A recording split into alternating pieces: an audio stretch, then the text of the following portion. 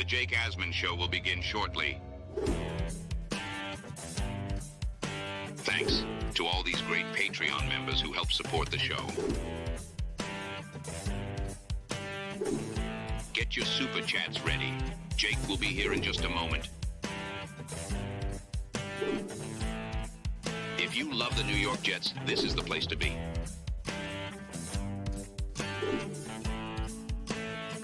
And now, the Jake Asman Show.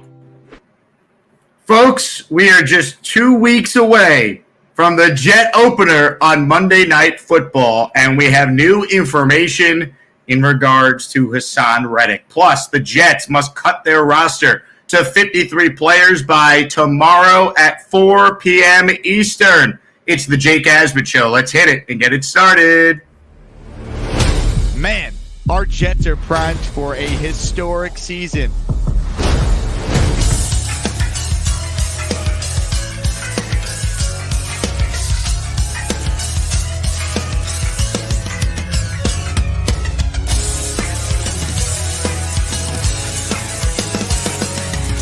There goes my hero. Oh, As he goes. We bleed Jets green each and every day. This is not the same old Jets. We have Aaron freaking Rodgers. We have Garrett Wilson. Let's go. We have Breece Hall. Please subscribe and hit the like button below. Super chat, baby. Cut the line. We have Sauce Gardner. We have Quinnen Williams. The Jets bandwagon is loaded. Now it's time to talk all things New York Jets. It's the Jake Asman Show. Here we go, Jet fans. Apologies for my mic issue at the top. It should be working right now, and we got a lot to talk about. Before we talk about any of that, though, a huge reminder, if you missed the announcement yesterday, our Jake Asman watch party for Jets Niners and Jets Titans Week 1 and Week 2 is confirmed at T Squared Social.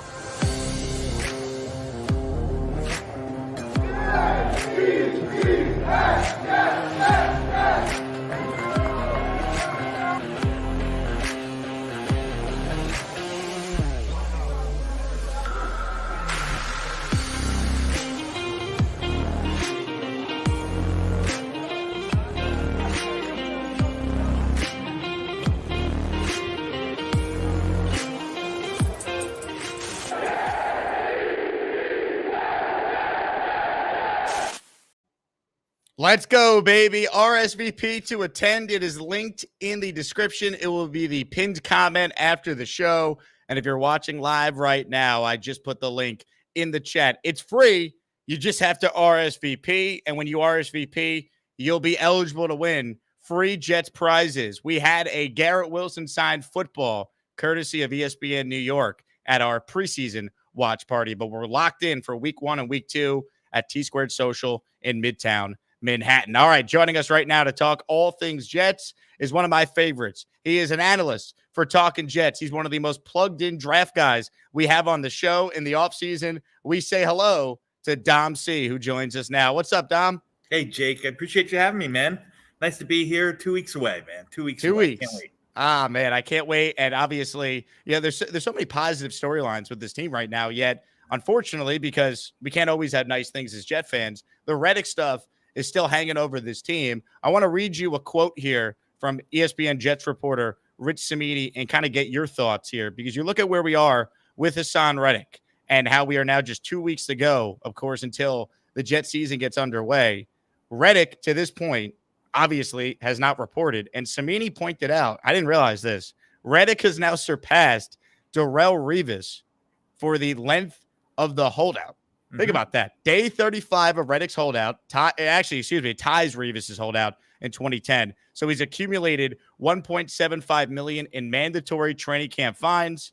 And Cimini on his Instagram said the line of demarcation, according to him, is September 2nd or September 3rd. Those are the days to watch out for. And those days are important, Dom, because if you think about it, the day after Labor Day, that's when you got to be with your team if you want your game check for that upcoming week. So even if Reddick shows up on one of those days, there's no guarantee he plays week 1.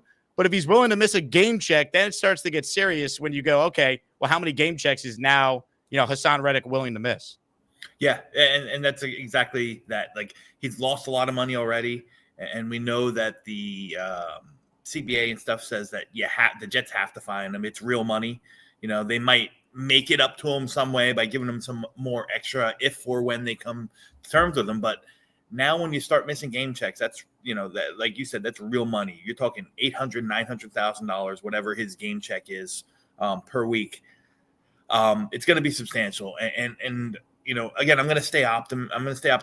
I'm going to stay positive, and I think it's going to get done before then. I think they just need each other. This Jets team is so much better with Haason Reddick rushing off of the end or playing defense on this team. If he's not here, or if the holdout does extend into the year, so on and so forth, will we survive? Yes, I think we will survive. But I'd be remiss to say that I think, it's simply stated we're a much better team with Haason Reddick than without.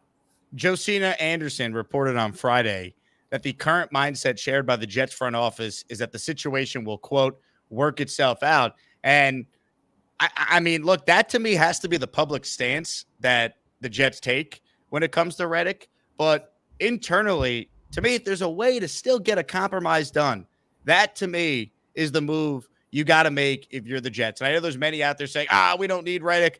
We got Will McDonald who will take that jump. Look what Leonard Taylor's done. Look what's happened with Takk McKinley. And I get all that. But Jet fans, let's not be naive here. Haason Reddick would be one of your 10 best players instantly. Mm-hmm. He will take your defense from very good, which I think it is without him, to maybe the best in the NFL. So I think there's some Jet fans who are just like, screw him. We don't need him. He doesn't want to be here, whatever. And like, that's, to me, not seeing the forest through the trees, right? That's like cutting off your nose to spite your face. Oh, you won the negotiation. Great. But I still think if you could get something done where the player shows up and he's not miserable, you're going to get the best out of him.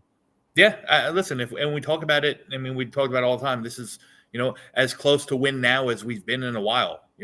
Why would we not want to improve the defense and or the pass rush that much more with a guy like Haason Reddick? Like you said, I think we could get away with not having him here. I don't think it's the crux between us making, the playoffs or us being, a top 10 drafting team again come spring. But we're better with Haason Reddick than without him. That's just for me, that's just factual. When you look at this defensive line without Reddick, because, at this point, I'm still operating under the premise that he's not going to be there for week 1. Maybe he's there for week 2 or week 3. Who knows? But break down this defensive line room, in your opinion, without Haason Reddick. And that obviously includes some tough decisions the Jets have to make by tomorrow at 4 p.m. with roster cuts. Yeah. I mean, listen, right now, I think like a lot of other people and analysts and fans and whatever, I have, with Reddick included, I have us holding 11 come Tuesday. At 4 p.m. Without Reddick, I think we're still down to 10. I think that for me, Takk McKinley is a guy that's kind of on the fence, and the only reason he's on the fence is because he's got that vested veteran ability where you don't have to expose him through waivers. So you can kind of tell him, kind of like they did with Morstead a while back, hey, just hang out, chill out in the parking lot, don't go far. We're going to bring you back after the initial waiver done. Or maybe they have a handshake agreement that says you revert back to the practice squad. You're going to be called up. You're going to be taking active reps. I really think that could happen. But without Reddick here, I have him coming. I have him coming on the team. I have the 2 of the 3 young kids making the team in Leonard Taylor and in Braden McGregor. And then the rest of the rotation is exactly that. Like, there's been a lot of disdain and a lot of Michael Clemens hate recently over time. I think he is what he is, right? You hope that you're going to get 20 or so reps, 20 to 25 reps on defense of him, being solid on the edge, strong side defensive end, setting the edge, being tough against the run. Not going to offer you too much on the pass, but can help you with some of those twist and stunt games that you have inside by freeing up the defensive tackle, so on and so forth. His real focus is really on the special teams where the Jets utilize him and like him. So I think he's going to obviously be on the roster. I don't know where that all the hate came from him, came from Michael Clemens. He's just a different type of defensive end. He's not a guy that's going to be a double-digit sack guy. He's just a guy who's going to pick up his lunchbox and his work hat and go to work and provide serviceable defense, run defense, and good special teams play for you. So, you got Jermaine, and you got Will McDonald, and you got Tack McKinley, who comes in and probably, I think it's safe to say, Jake, he's been the preseason MVP, if there is even such a title. He's been the guy who's been the most dependable in both the run and the pass. Like he's really played very well. Again, he's done it most of the times against 2s and 3s, so you take it with a grain of salt, but he's earned a spot. And then all the, the sentiment and the emotion that's tied in between him coming back and him and Jeff Ulbrich, I think it really plays out to be that he's part of this team, whether it's on Tuesday as part of the initial 53 or after the fact, but I think he's part of this team. And then you got the kid that everyone has fallen in love with after, these past couple weeks in camp, and Leonard Taylor, right? Leonard Taylor had a great game against the Giants backups on Saturday.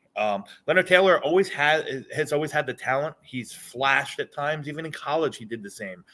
It's just a matter of consistency and making sure that the mental aspect of the game can match up with the physical. But I think for him, to me, it just aligns very well. I don't think he's taken, I think he takes Irv Charles' spot on the roster. I don't think you have to cut one of the other guys, or it's not going to be in my opinion, it's not going to be between Leonard Taylor and Braden McGregor, or Leonard Taylor and Tack McKinley. I think it's going to be, do they want to keep Irv Charles for special teams purposes only, or do they want to protect a guy who I think will be in high demand on the waiver wire in Leonard Taylor? If you look not only now, but look at in the big picture, Jake, Quentin's got 2 years left on contract, and you can assume that he's going to be here long term. Javon Kinlaw, Solly Thomas, Lecky Fotu, they're all on 1-year deals, right? So you can protect this guy, whether he's active or inactive, and develop him. And maybe he comes in and he gets some meaningful reps towards the middle or end of the year. But maybe you can, kind of see if he's your interior defensive lineman of the future next to Quinn Williams, and one less thing you have to worry about. So, like I said, I think the talent is there. I think you got to match up the rest of it with that talent, the drive to succeed, the understanding on what it takes to be a professional, the understanding of the playbook, the understanding of giving 100% effort all the time. All that stuff has to align with, the talent that we've seen in Leonard Taylor for him to be successful. But I think if you expose him, you expose him to waivers, you'll lose him. Yep. I completely agree. I think he's got to be on the team because he's got the highest ceiling of any of these backups. He was 5-star guy for a reason. He was supposed to be a draftable player. The fact he went undrafted was a big surprise for people in the draft community. I understand, Dom. So yeah. I'm right there with you. You look at some of the other decisions. We're talking with Dom C. So if you have a question for Dom, he knows this stuff as well as anyone. Write it in super chats. We'll cut the line. We'll go through some of the roster stuff now, besides the defensive line. When you look at the receiver room, your thoughts on what they do there? Because I know yesterday you had a bit of a hot take, a super chat, that you said, hey, maybe they only start with 5 wide receivers, and then they look to add someone that gets cut off a different team to that room. Your thoughts there? Yeah, so my thoughts are exactly that. I think they go with 5 wide receivers, and Garrett, Williams, Lazard, Xavier Gibson, and Malachi Corley. If Reddick is on the roster, if he's off, maybe that opens up a spot for you where, like I said, then it comes into play. Do you want to bring in a wide receiver 6? Do you want to bring in, another edge or another defensive player, maybe another linebacker, so on and so forth. So I think those are some of the moves you're going to make. I think we also have to take into account is really what's the health of Irv Charles and JBC, right? We know that they suffered injuries, that the coaching staff took them out for the last week. If we played tomorrow, are they playing? Now that new rule the NFL put into play is 2 guys can come off. You could play somebody on IR and they're, eligible to be activated after 4 weeks. So, is that a thing that they do with JBC or Irv Charles if they say, all right, they're not going to be able to play 100% for a week or two. Let's short-term stash them, and we'll be able to keep a 6 wide receiver or, a 6 defensive end. If I had to choose, like I said, right now I have those 5. If I had to choose a 6, I think it's hard for me. I'm hard-pressed to get off Brandon Smith. I just think he's been really, really good. And I know he's a long shot. For me, he's the feel-good story of this training camp on the offensive side. Like, the guy just, he catches anything that's thrown to him. I think, Joe Blewett at Jet X Factor, shout out to Joe. I think he had a stat. I think it was him. So if it wasn't, I apologize. Where it's like 5 for 5 in contested catches this preseason. Everything you throw at him his way, again, long shot. But to me, he's shown more. Like, I'd feel more comfortable with him on the field with Rodgers than I would Jason Brownlee. Then I definitely would with Irv Charles. If the wide receiver if there's going to be an extra wide receiver kept from our current roster, I'd lean Brandon Smith. I think that if there's any area that could be addressed outside from the other 31 teams, I think this is it. This end of the, back of the roster wide receiver spot. Watch the name John Mechie. From what I understand, and there's a plethora of wide receivers in Houston, but from what I understand, he's a name of interest to those at One Jets Drive. That's a good nugget right there. John Mechie, a guy who has a crazy story. He missed his first year in the NFL with a cancer diagnosis. He was able to beat that, and he played last year, but wasn't a focal point of a Texans offense that added, of course, Stephon Diggs to go with Tank Dell, to go with Nico Collins, to go with the tight ends they have there. So that's an interesting game to watch. I've not heard that, Dom. Dropping nuggets for us. Love that. Joe Bonesy just wrote in, is that Mike McCagnon? I'll tell you what, Dom. I do see the McCagnon resemblance, but I would be a much better in player personnel than Mike McCagnon. So I'm almost insulted on that. And that was what I was going to say, right? You would have drafted infinitely better than Mike McCagnon. Let's be real. Yeah, I hope so. Yeah, the safeties would not be a high priority like they were for Mike. And I'd be drinking Dunkin' Donuts instead of water. So that's right. That's right. Good point. Hit the like button for Dom C. There's 528 of you watching right now. Jet fans, you guys are the greatest. I want to say this as well. So for those of you who are an Asmaniac on YouTube or you're a Patreon subscriber in the Discord, I created yesterday a GoFundMe for one of our great listeners, Keith Best, who calls the show all the time. He honestly calls the show a lot of times in between chemotherapy appointments. He's based down in West Palm Beach, Florida. Huge Jet fan. Anyone who watches the show knows Keith Best. So yesterday I created a GoFundMe for Keith Best, and this screenshot is from right before the show today. We already raised in like 12 hours close to $2,000. So I have the link in the description. I'm going to put it in the chat as well. If you have the means to contribute to support Keith Best and help him and his family with some of the medical bills that he's dealing with and help ease the stress that they're obviously going through, please contribute. Even if you just share the link to someone who maybe can contribute, it goes a long way. So hit that Keith Best emoji if you're in the chat, if you're a channel member, and if you have the means to donate to the GoFundMe for Keith. That is linked in the description. I just put it in the live chat for those tuned in right now. So shout out to Keith, and thank you to everyone who already donated. I mean, I put the link in the Discord yesterday, and immediately people came through. So great to see that from the Asmaniac community. So help Keith Best out, help a fellow Asmaniac out with that GoFundMe link I just put in the live chat. Don, let me ask you this now in regards to some of the other roster decisions here. How many corners are they going to keep? Because Codrington, in your opinion, has he done enough to maybe make the roster as a special teams guy? Let me answer that in two different areas. Yes, I think he's done enough to make the roster, but no, I don't think he's going to make the roster. And that just has to do with the fact that the Jets are very good. There's just a lot of good players. So he hasn't shown nearly enough defensively to show that he can, help or effectuate the game that way. Again, I think Codrington is one of those guys who's up for discussion if an Irv Charles or a JBC reverts to the IR, or if they're looking to, if maybe they have an extra spot while Reddick's still on the do not report list. Codrington's one of 3 or 4 guys that I think could fill that role. And it's a shame because 2 reasons. One, like I said, I think he's done enough to make the roster. We're just a really good roster right now, and I just don't see a spot, especially when you have guys like Isaiah Davis and Malachi Corley and Xavier Gibson and Braylon Allen who can handle some of those return duties. I don't see the point in having someone whose sole responsibility is going to be returns. Now, again, I could be wrong, but that's just how I see it. And 2, I unfortunately think because he's flashed on television, you know what I mean? He's flashed this preseason. There's going to be teams that probably will make a claim on him. I don't think he goes unclaimed. I think that somebody who's a little bit, hell, maybe the Giants. Maybe it's the Giants who go in and grab him. I'm just trying to think of teams off the top of my head that that have some availability in the 50, 51, 52, 53 spots on their roster that could use a little kick in the pants in terms of kick and punt returns. I would love to have the kid, but I just don't see it happening. He's one of the guys I don't have on my roster. Him and Irv Charles are probably the 2 biggest names. Oh, and Xavier Newman. Xavier Newman's a guy that I think somehow has defaulted on everyone's roster. He's a guy I don't have. I chose Jake Hansen over him.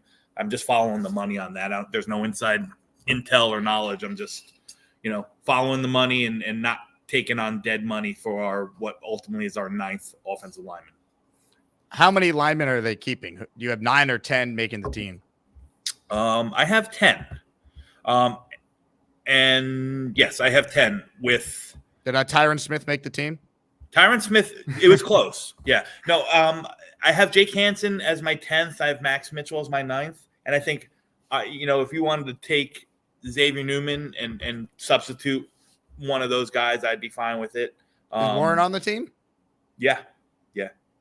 I have 5 tackles, 3 guards, and 2 centers if you count Schweitzer as a center. I mean, right now, I guess he would have to be their backup center, right? Yeah. Well, Hansen can do it also. I know Max Mitchell took some snaps during practices, not during the games as well. Xavier Newman, obviously, if he makes the team, he could do it. So, Cole Laval took some snaps. Brady Latham took snaps. They were shuffling people around at the pivot during preseason and training camp. But as my roster is constituted, Schweitzer would probably be the first backup, maybe Hansen as the second. As far as the offensive line for the starters, am I crazy for thinking the Jets might have a top 5 offensive line in the league? No, not at all. I think the tackles are going to be as advertised. We know that Tyron Smith is, when he's healthy, he's one of one. And Morgan Moses, I think, is as when you think if you pulled out an old dictionary and looked up like your textbook solid offensive lineman, like Morgan Moses will pop up. He does everything good. He's probably a little bit too old to be elite anymore, but very good. If I had any questions, again, and we're pulling straws here, Jake, it's the pass protection at the guard spots. One, because John Simpson has shown propensity. He's a much better run blocker than he is in pass block. Maybe having Tyron Smith on his left will help that along. But also the right side of AVT. You just don't know how he's going to bounce back from that Achilles. And, when he sets his feet and anchors down and all that pressure is going through from the ground straight up into his hips, is he there yet 100%? Can he trust it? That's my concern, if there's any. But yes, if they stay healthy, I don't think top 5 offensive line is out of the question. I love it. All right, the quarterback situation to me is interesting. We know you got Rodgers, you got Tyrod. Who's the third quarterback? How do they handle Jordan Travis? And then what's the approach with the practice squad? Also, I'll throw it out there. I don't think it's going to happen, but Mike White got released yesterday. If you're the Jets, would you have any interest in bringing him in as the third quarterback? Yeah, I think the Jets, I think any good football team with playoff aspirations probably would have some interest in kicking the tires around. But if you're Mike White's camp, I don't see the point in committing or signing to a practice squad right off the bat. There's going to be teams that want him as their primary backup quarterback, right? Buffalo, they have, they lost Mitchell Trubisky. Mike White is a significant upgrade over Ben DiNucci. The Rams, I don't know, they're having Matt Stafford's having some health issues early on in the year. It'd be nice to have a good backup, quarterback situation there. And Houston, who I don't even know, or don't tell me who's the backup in Houston to CJ Stroud. Is it Keenum or Davis Mills? Ugh. Believe me, I've lost a lot of Davis Mills back in my previous job, so I know. Yeah, I don't know what their contract situations are, but I would say I think it's unequivocally easy to say Mike White's better than both of them. Definitely Case Keenum, but So I just don't think Mike White's going to just settle on a practice squad spot. I think he's going to look to be on a 53. I think he'll have that opportunity too. So I would keep Adrian Martinez. Obviously I wouldn't keep him on the 53, but I'd stash him, make him on the practice squad. I mean, between the two guys that we saw in Peasley and Martinez, neither of them really wowed, but at least Martinez showed the aptitude and ability at some points to, throw the ball with a little bit of velocity and really extend plays or make something out of nothing more so than Peasley. Peasley, thanks for a good 35 days. Hope you got some signed jerseys, and we'll see you. We'll see you soon. Yeah, I mean, to me, Martinez practice squad, perfect opportunity for him. Jordan Travis, stash him on IR, create a roster spot. Like exactly. I'd be shocked if they did anything other than that with that quarterback room. Yeah, no. There's been a lot of buzz like. Tyrod Taylor is, he never stays healthy. But like, if we're down Aaron Rodgers and Tyrod Taylor, like, does it matter at that point? No, the season's over anyway. Yeah, that's what I'm saying. Like, and now we have to have a plan in case the backup to our plan goes down. I mean, that's just overcomplicated, right? Overthinking. I'm with you, TJ. I know you had the question about the quarterback room, so I asked it without knowing you had that question, so it worked out. Nice right there. David's got a question. If you got a super chat for Dom, got about 5 or 6 minutes left with him. So make sure you guys fire those off and we will make sure that he has a chance to respond. David says, does the OC have enough originality to be able to utilize 5 starting offensive linemen, all of which can pull and lead block? I don't think he has much originality, but his running game coordinator and, the offensive line coach who do have some, input on what happens on the weekly game plan probably do. So, listen, this whole Hackett thing, man, we got to call it what it is, Jake. I mean, I think this is Aaron Rodgers' offense. Yeah. This is Hackett's, Hackett's install, but Aaron Rodgers is really calling the offense here. So, I'm sure all the heads on the offensive side of the ball, whether it's Todd Downing, Keith Carter, Aaron Rodgers, and Nate Hackett are going to combine and come up with a game, an install week to week that does take into account their new focus on those pin and pull, crack back pitches, the duo blocks, the powers, all that stuff. Like let's just get our big nasties moving your big nasties forward and down the line. Let's go. Big nasties. Jets football, Dom C. I love it. Big fella, super chat. He cuts the line. Let's get some channel memberships this morning for the people. I'm seeing a lot of people who are commenting who don't have an icon next to their name. So if you want to gift a membership, pay it forward. We will shout you out on the show. Big fella checks in. He says, does LT3 compete with Thomas for starting reps? Will he be heavily used in the rotation? All right, Dom. So let's assume Leonard Taylor III makes the Jets. Mm-hmm. Will he have any role on this team right away? Your thoughts on how he could be used? No, I don't think. I don't think he'll be used right away. Could he be put into certain situations to spell people? Yes. Listen, I think it's more likely early on in the year. Let's just say the first quarter of the season. It's more likely that he's inactive than he is taking reps from Quentin Williams and Solly Thomas. We can listen. Solly Thomas is what he is, and there's a couple things that we could say about Solly Thomas. He has the respect of the locker room for sure. he has the utmost respect of the coaching staff, right? And, even though it's not flashy, in the little limited reps that he played last year, he produced. So I don't see Leonard Taylor coming in, and I think we have to temper expectations of these guys, the Taylors and McGregors. I like them as much as anybody else, but on this team right here, right now, they're good. With a team that's there, I don't think that either of them are knocking rotational pieces out, at least early on in the year. Let's see them. Maybe they get some reps and maybe they flash and maybe they start earning some more reps and come week 16, it could be a different story. But I think the first quarter of the season, the McGregors and the Taylors of the world have a better chance of being inactive on game day than they do really affecting the game in the situation. That's Great my answer there. Yeah.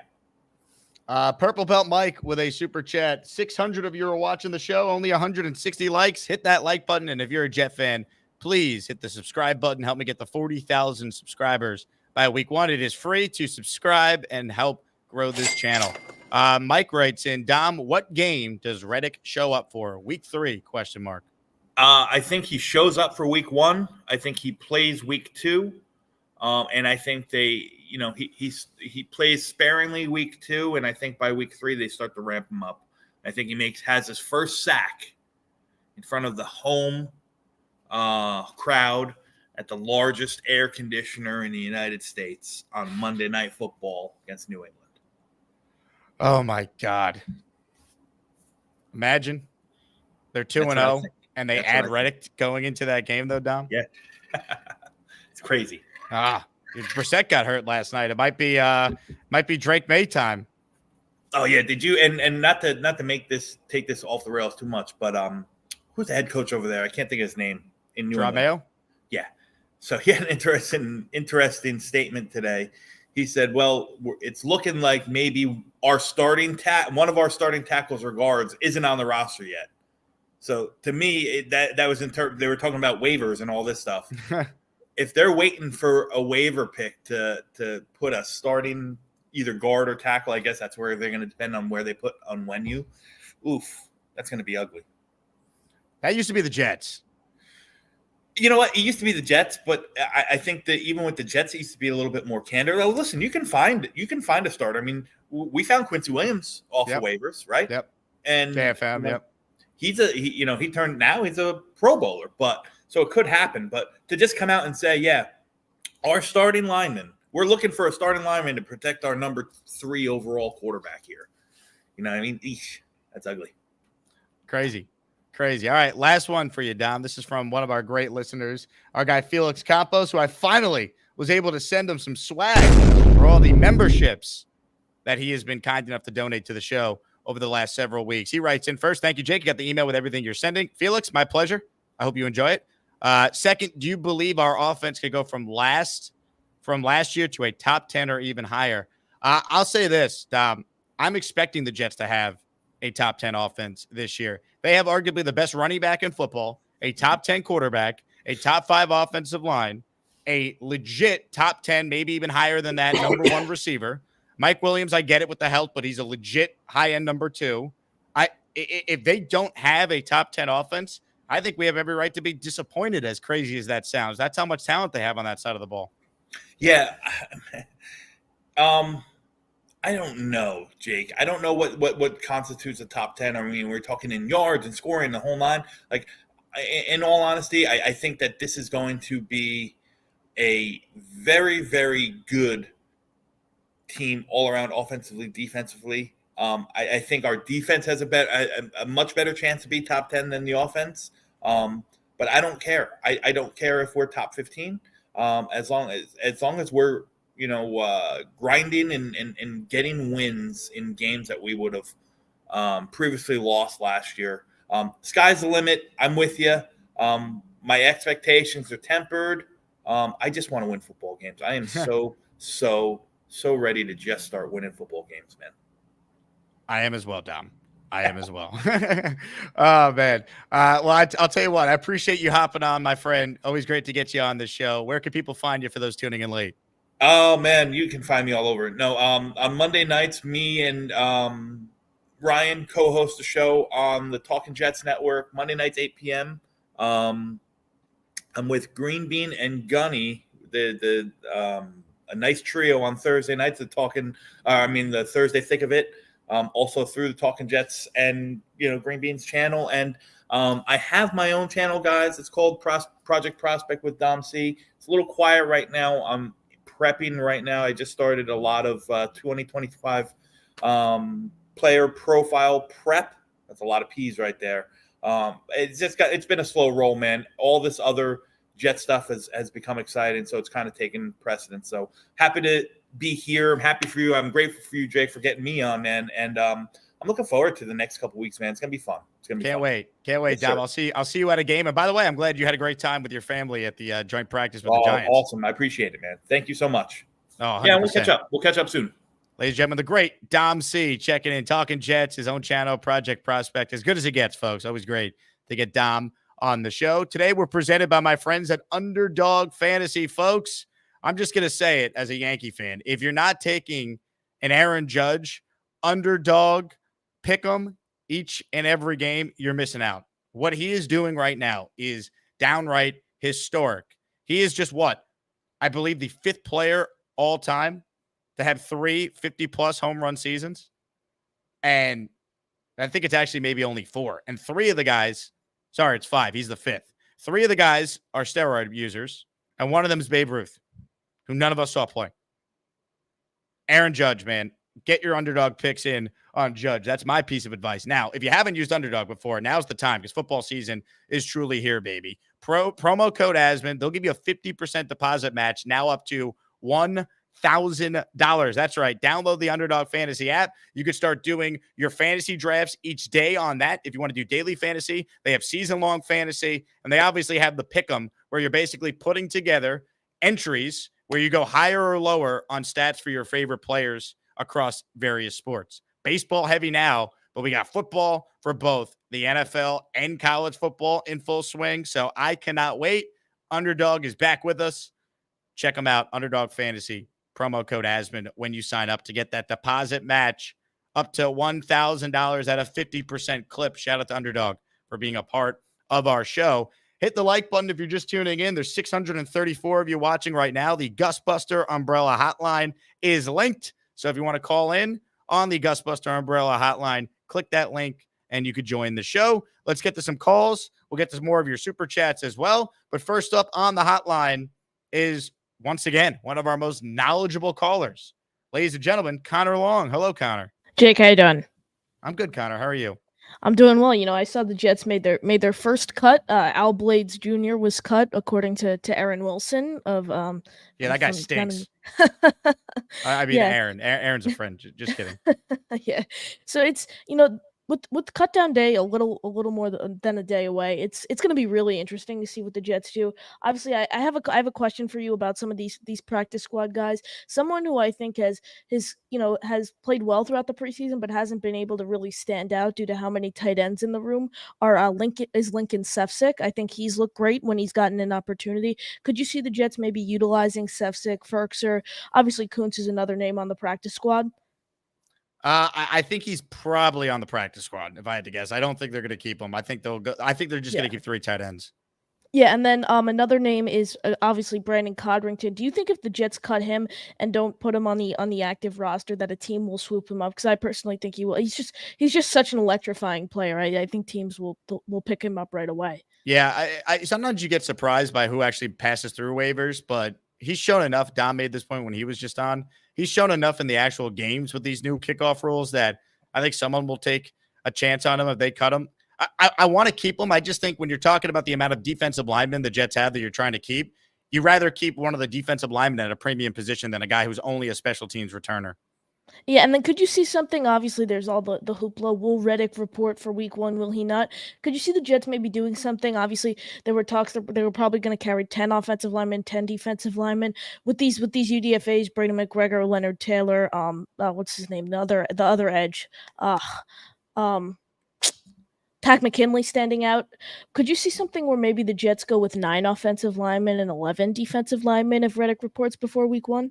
Yeah, it's possible only because some of their linemen have multiple position versatility. So maybe they think they could, like Olu is left and right tackle. So maybe they're like, well, we can afford to keep one less extra lineman because Olu is basically counting as two. Maybe that's their philosophy. And also Max Mitchell could slide in his depth on the inside too, because we saw that he wasn't great last year, but again, it's still a depth piece. But Jake, really appreciate it.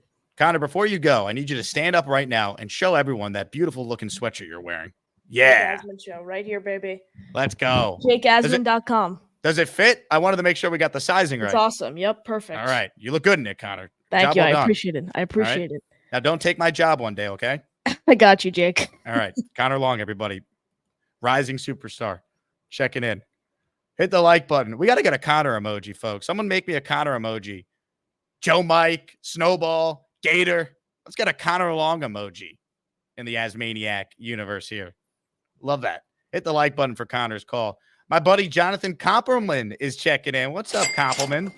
Who you taking for your first pick with a third pick in a 12-team league? Help a friend out here. Well, the good news for you, Kompelman, is that I have the exact same scenario this Wednesday night. Third pick, 12-team league. It's my league with my college friends I do every year, and I'm taking Breece Hall if he's there. I'm hoping he's there. The two people in front of me I don't believe are Jet fans. Doesn't mean that they wouldn't take Breece, but I'm hoping Breece is there for me at 3. If he's not there, I got to think long and hard about McCaffrey, even with his calf strain. I got to think long and hard about CD, even with his holdout. Bijan Robinson, assuming that the Falcons know how to actually utilize him now with better quarterback play. I mean, it's tough. I mean, Tyreek Hill's an option that high. I mean, I'm just hoping I could get Breece Hall. I really haven't done any other prep other than I'm taking Breece Hall at 3. So he better be there for me. So let's see. Comments, questions, super chats. We'll cut the line. We'll get back into your calls here in just a moment. Then we get caught up on a couple comments I want to read. This one is from ISU. It's an Asmaniac super chat.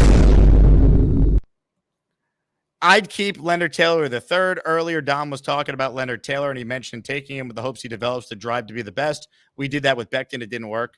Yeah, but you can't compare everyone to Becton. I mean, for every Mekhi Becton, there's another player who maybe struggled at the beginning of their career and then turned out to be really good.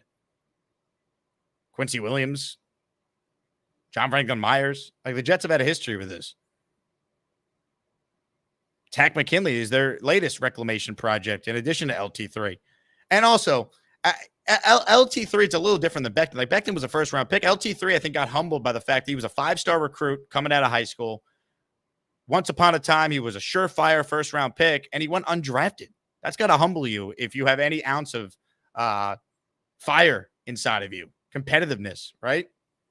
So I like that mindset. And I thought Salah had a good line when asked about LT3 in the D-line room. He's like, you enter our D-line room like you're around guys who only know how to work hard. So you're either going to work hard and fit in, or you're going to be an outlier and be exposed. And I thought that was a good way to kind of describe the Jets defensive line room. You could say a lot of things about Robert Saleh, and many of you do, but the one thing you can't knock the man for is coaching defense and coaching defensive linemen especially. No doubt about that.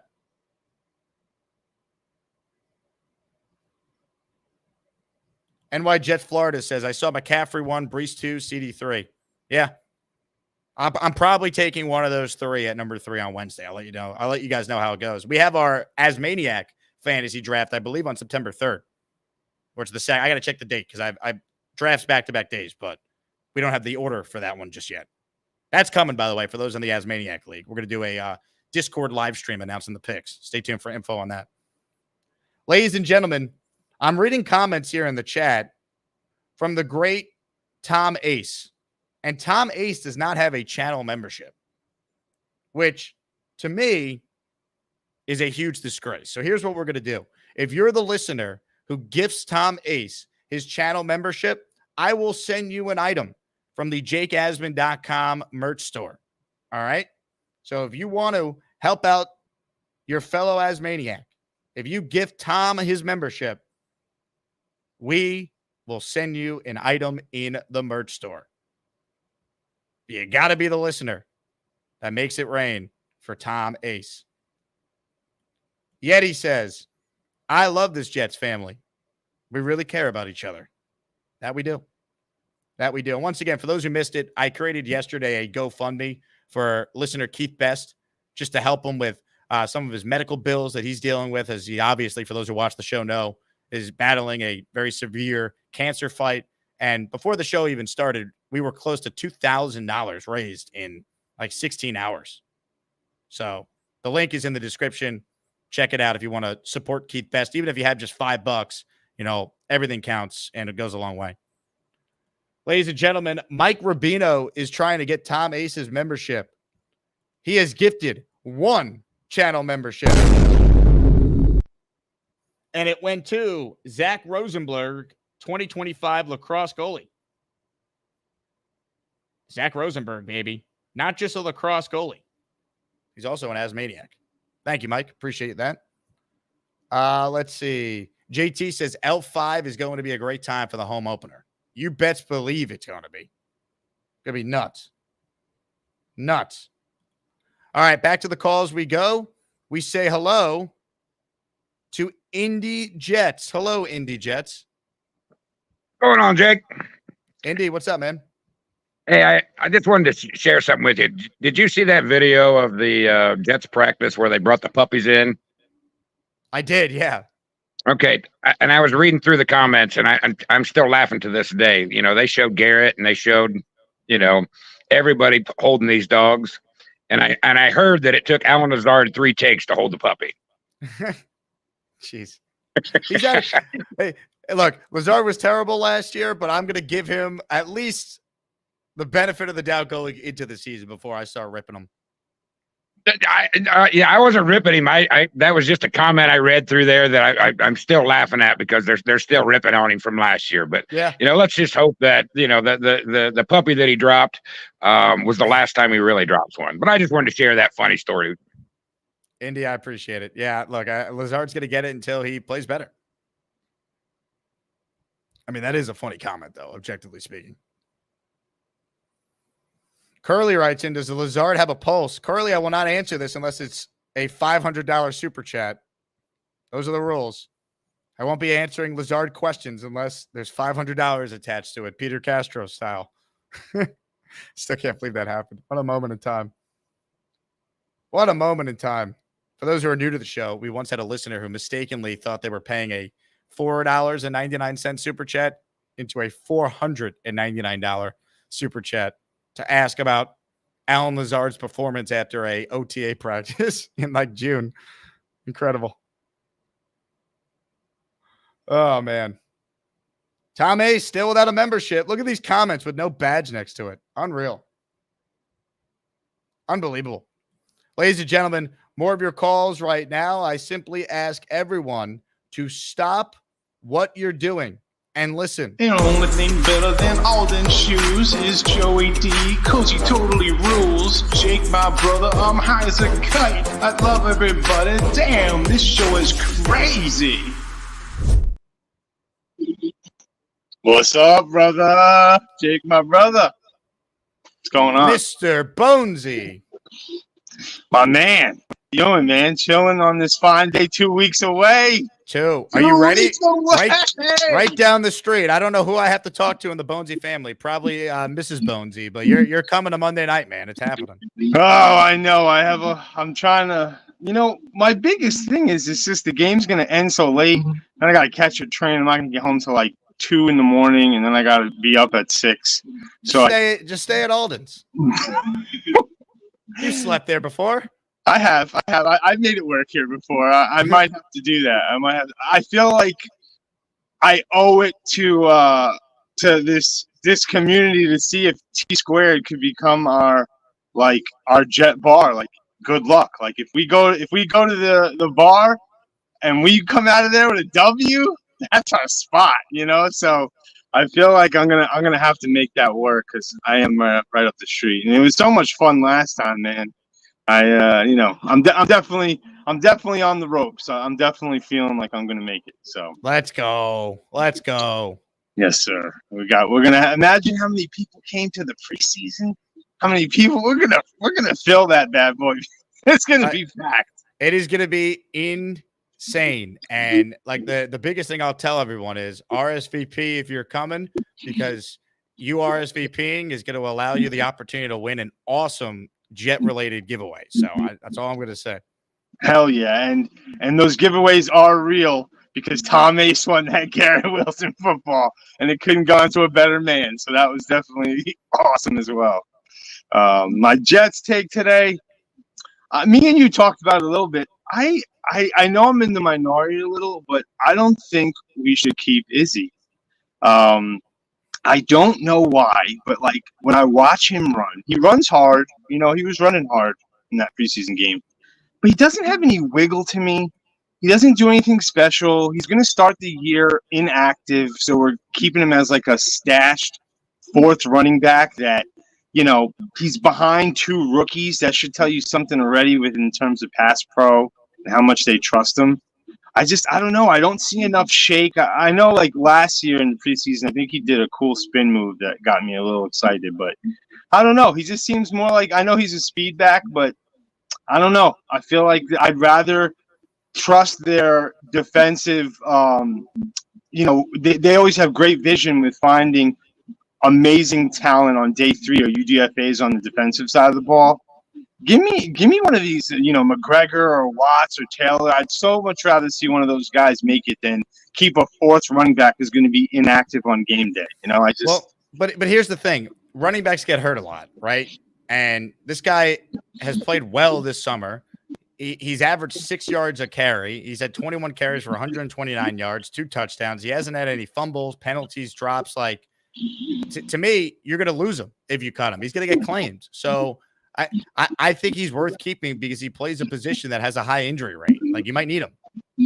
Yeah.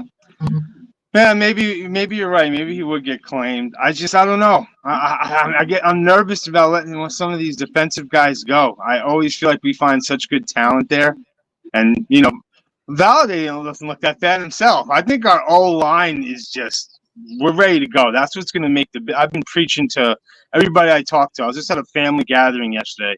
And someone was giving me shit. And it's like, oh, Aaron Rodgers is old. I can't believe you're buying this hype. And it's like, dude, it's going to be different because of that offensive line. We are going to run the ball down people's throats. Play action is going to be on the money. And Rodgers feels protected. This is going to be – the offensive line is everything that's going to keep this positive train moving. 2 weeks away.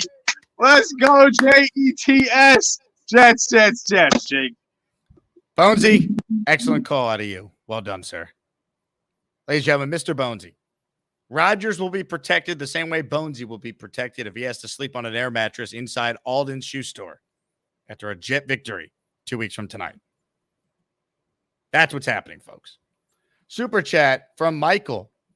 Can't let down after we beat the Niners on Monday Night Football. Man, I'll tell you what. It would be the typical Jet letdown if they win week 1 then lose to the Will Levis and the Titans. I'll cross that bridge if they win week 1, focused on the non-letdown in week 2, but we all could see that happening. Wouldn't be the craziest thing. That said, they win week 1. I'm expecting to be 2-0 going into the home opener against the crappy Patriots. Ladies and gentlemen, Wayne has made it rain 1. That's right, 1 channel membership. Oh, nice. Ladies and gentlemen, the recipient of Wayne's gifted membership is Jamie Livingston. But wait, that's not all, folks, because there is more. Indy Jets, who just called into the show, has gifted a membership. Oh, nice. That membership went to Jason Ducey. Congrats to our new channel members. Once again, there's 627 of you watching live right now. 1, subscribe to the channel. 2, like the video. 3, turn on gift receipts. You do that, you have a chance to receive a membership for doing absolutely nothing. A membership gets you priority response in the comments, bonus shows that are not for the general public, like the Best of the Jake Asman Show. You get that released early. You also have access to all the emojis, or edgemos as we call them, on this show. Tom Ace, who doesn't have a membership, he says, I'm undefeated in Jets giveaways. That's right. Tom Ace, the recipient of the Garrett Wilson signed football at our first watch party for the Panther game last week. Ladies and gentlemen, we continue with your calls right now. This guy will be bringing down the house at T-Squared Social 2 weeks from tonight. We say hello to Neil, who joins us now. Hello, Neil. Jake, my brother. Hey, listen, Bonesy, if you're still back there, I'm going to drag your ass to T-Squared if I got to come into the shop. But Joe Bonesy, you are definitely coming. If you're in the city and you're worried about, I'm going to get home late. Guys, you're in the city, for Christ's sakes. There's people making 2-hour, 3-hour commitments to get to the game, and I got to worry about if you're up in the air. Jake, I don't want to commit your place in the city, but at least at the very worst, throw him in the bathroom over at your place if he needs a place to stay. Yeah, the only problem with that is, Neil, I got Bobby Midnight and Gorman staying with me. Are you serious? Yeah, why would I lie about such a thing? Listen to me. Gorman is not going to overtake Bonesy. Are you nuts? It's first come, first serve. You really have those guys staying at your place? Yeah, of course. Come on. Listen, Gorman is out. Okay? I don't give a shit. This is Bonesy we're talking about now. Joe Bonesy and Bonesy get priority. Okay? Gorman, tell him to, please, send him on the Uber like last time. Get him in the Uber and get him the hell out of here. Okay? Bobby Midnight, I can understand, but, look, Bonesy is the original. He's the original Asmaniac, and I find it if I was Bonesy, I would be insulted, okay? I'm just saying. Well, the good news is I made the whole thing up, Neil, so don't worry. All right. Well, I got Rob coming with me. I got to talk to Castro, but Rob is going to be in with me. I heard that he got a little out of hand on the last one. He's got a little anger management. We got to get him in that. I watched that movie last night with Jack Nicholson, one of the greatest of all time. But we got to get him to sing, I feel happy. I'm so happy. He gets upset. He had a good time. I wouldn't say that he was out of control, but, he definitely was getting after it. He said to me he was he got pretty waxed. Okay. But I will say, I'm going to be so whacked before that game starts. I mean, what time are we starting? So the game's 8:15. I'm telling everyone to arrive by 7, but you want to get there earlier, I'll be there. So you tell me. All right, 7 o'clock, yeah, no later than 7. Because here's my thing, right? And you understand this because you're a crazy fan like I am. As much as I love to meet listeners, I'm doing the meet and greet in the first hour and 15 minutes. Once that game starts, I am locked into the game, and that nothing else in the world matters besides the 3 hours or whatever it is that Rodgers and the Jets are playing that night. One thing I'm famous for is, when there's a big play, when there's a 4th down, I line up on the TV for the stop. I line up, so we got to make sure we have a little room so we can line up on the TV and do a big stop. I am so out of my mind right now. I watched this Madden simulation of the Jet 49er game, and we won the game in that in the simulation 34-28. I don't know if that means anything. Is this Madden thing any simulation, anything to speak of, or what? It's all bullshit. It doesn't mean anything. Who cares? I know, but it was nice. It was actually pretty realistic, It's pretty cool. I got to tell you, they've come a long way with these simulations of these games. I mean, it looks so real. You feel like you're actually watching the game. But I listened to Green Bean, who I have a lot of respect for. He had his 53-man roster. Obviously, BJF. I like Dom C a lot. These guys are right on the money. I think this guy, Brandon Smith, is going to make the team somehow. I think he's, again, a receiver who really showed out well. And it all comes down to Rodgers, who he's comfortable with. If this guy, Brandon Smith, had enough time with Rodgers to get a little bit of, get in sync with him, I think that might be something to look at. But I'm looking so forward to that Monday night. I mean, I am going to bring it. It's going to be, we're going to take the house down. But Jake, plenty of TVs, plenty of everything. I couldn't make the last one, but we got plenty there, right? Well, Neil, you've seen the video of what it looks like, right? I know, it's awesome. But that whole room is going to be ours, right? It's ours. Bullshit. It's us. Okay. Oh my God! I mean, we're going to light it up. We are. You can't smoke your cigar in there, though. I don't. No. I only smoke my cigar during games at halftime. Okay. So I don't. I'm definitely not. No. There's no cigar. There's a cigar. Yeah, they didn't stop you at the main event during the Talkin Jets draft party. You're lighting up right after the That's different. That's different. No. We're gonna have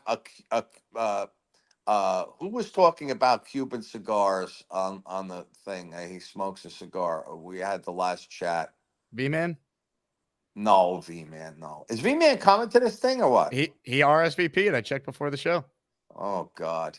All right. He'll be sleeping. You gotta wake him. The last time he fell asleep. That's not happening. Okay. He was into the game though. I mean, what a great moment this was. Yeah, I saw that. That was pretty cool. But look, everybody's gonna be super charged up. How about VR? VR's in Florida, so I don't know if we'll be able to make this one. But he was at the first one, which was great to see him. Yeah, that's why I saw him. I thought maybe he would be there. Okay, well, I want you to put up, when everybody RSVPs, I want you to, put a lineup of who we have coming. This way, how about we got to get Fireman Ed to come?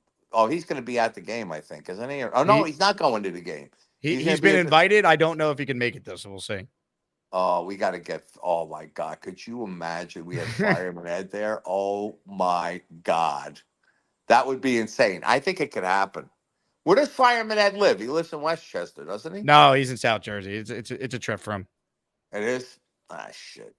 Yeah, he probably has so many people that are, dying for his, right, Jake? He has to have a boatload of people that want him there.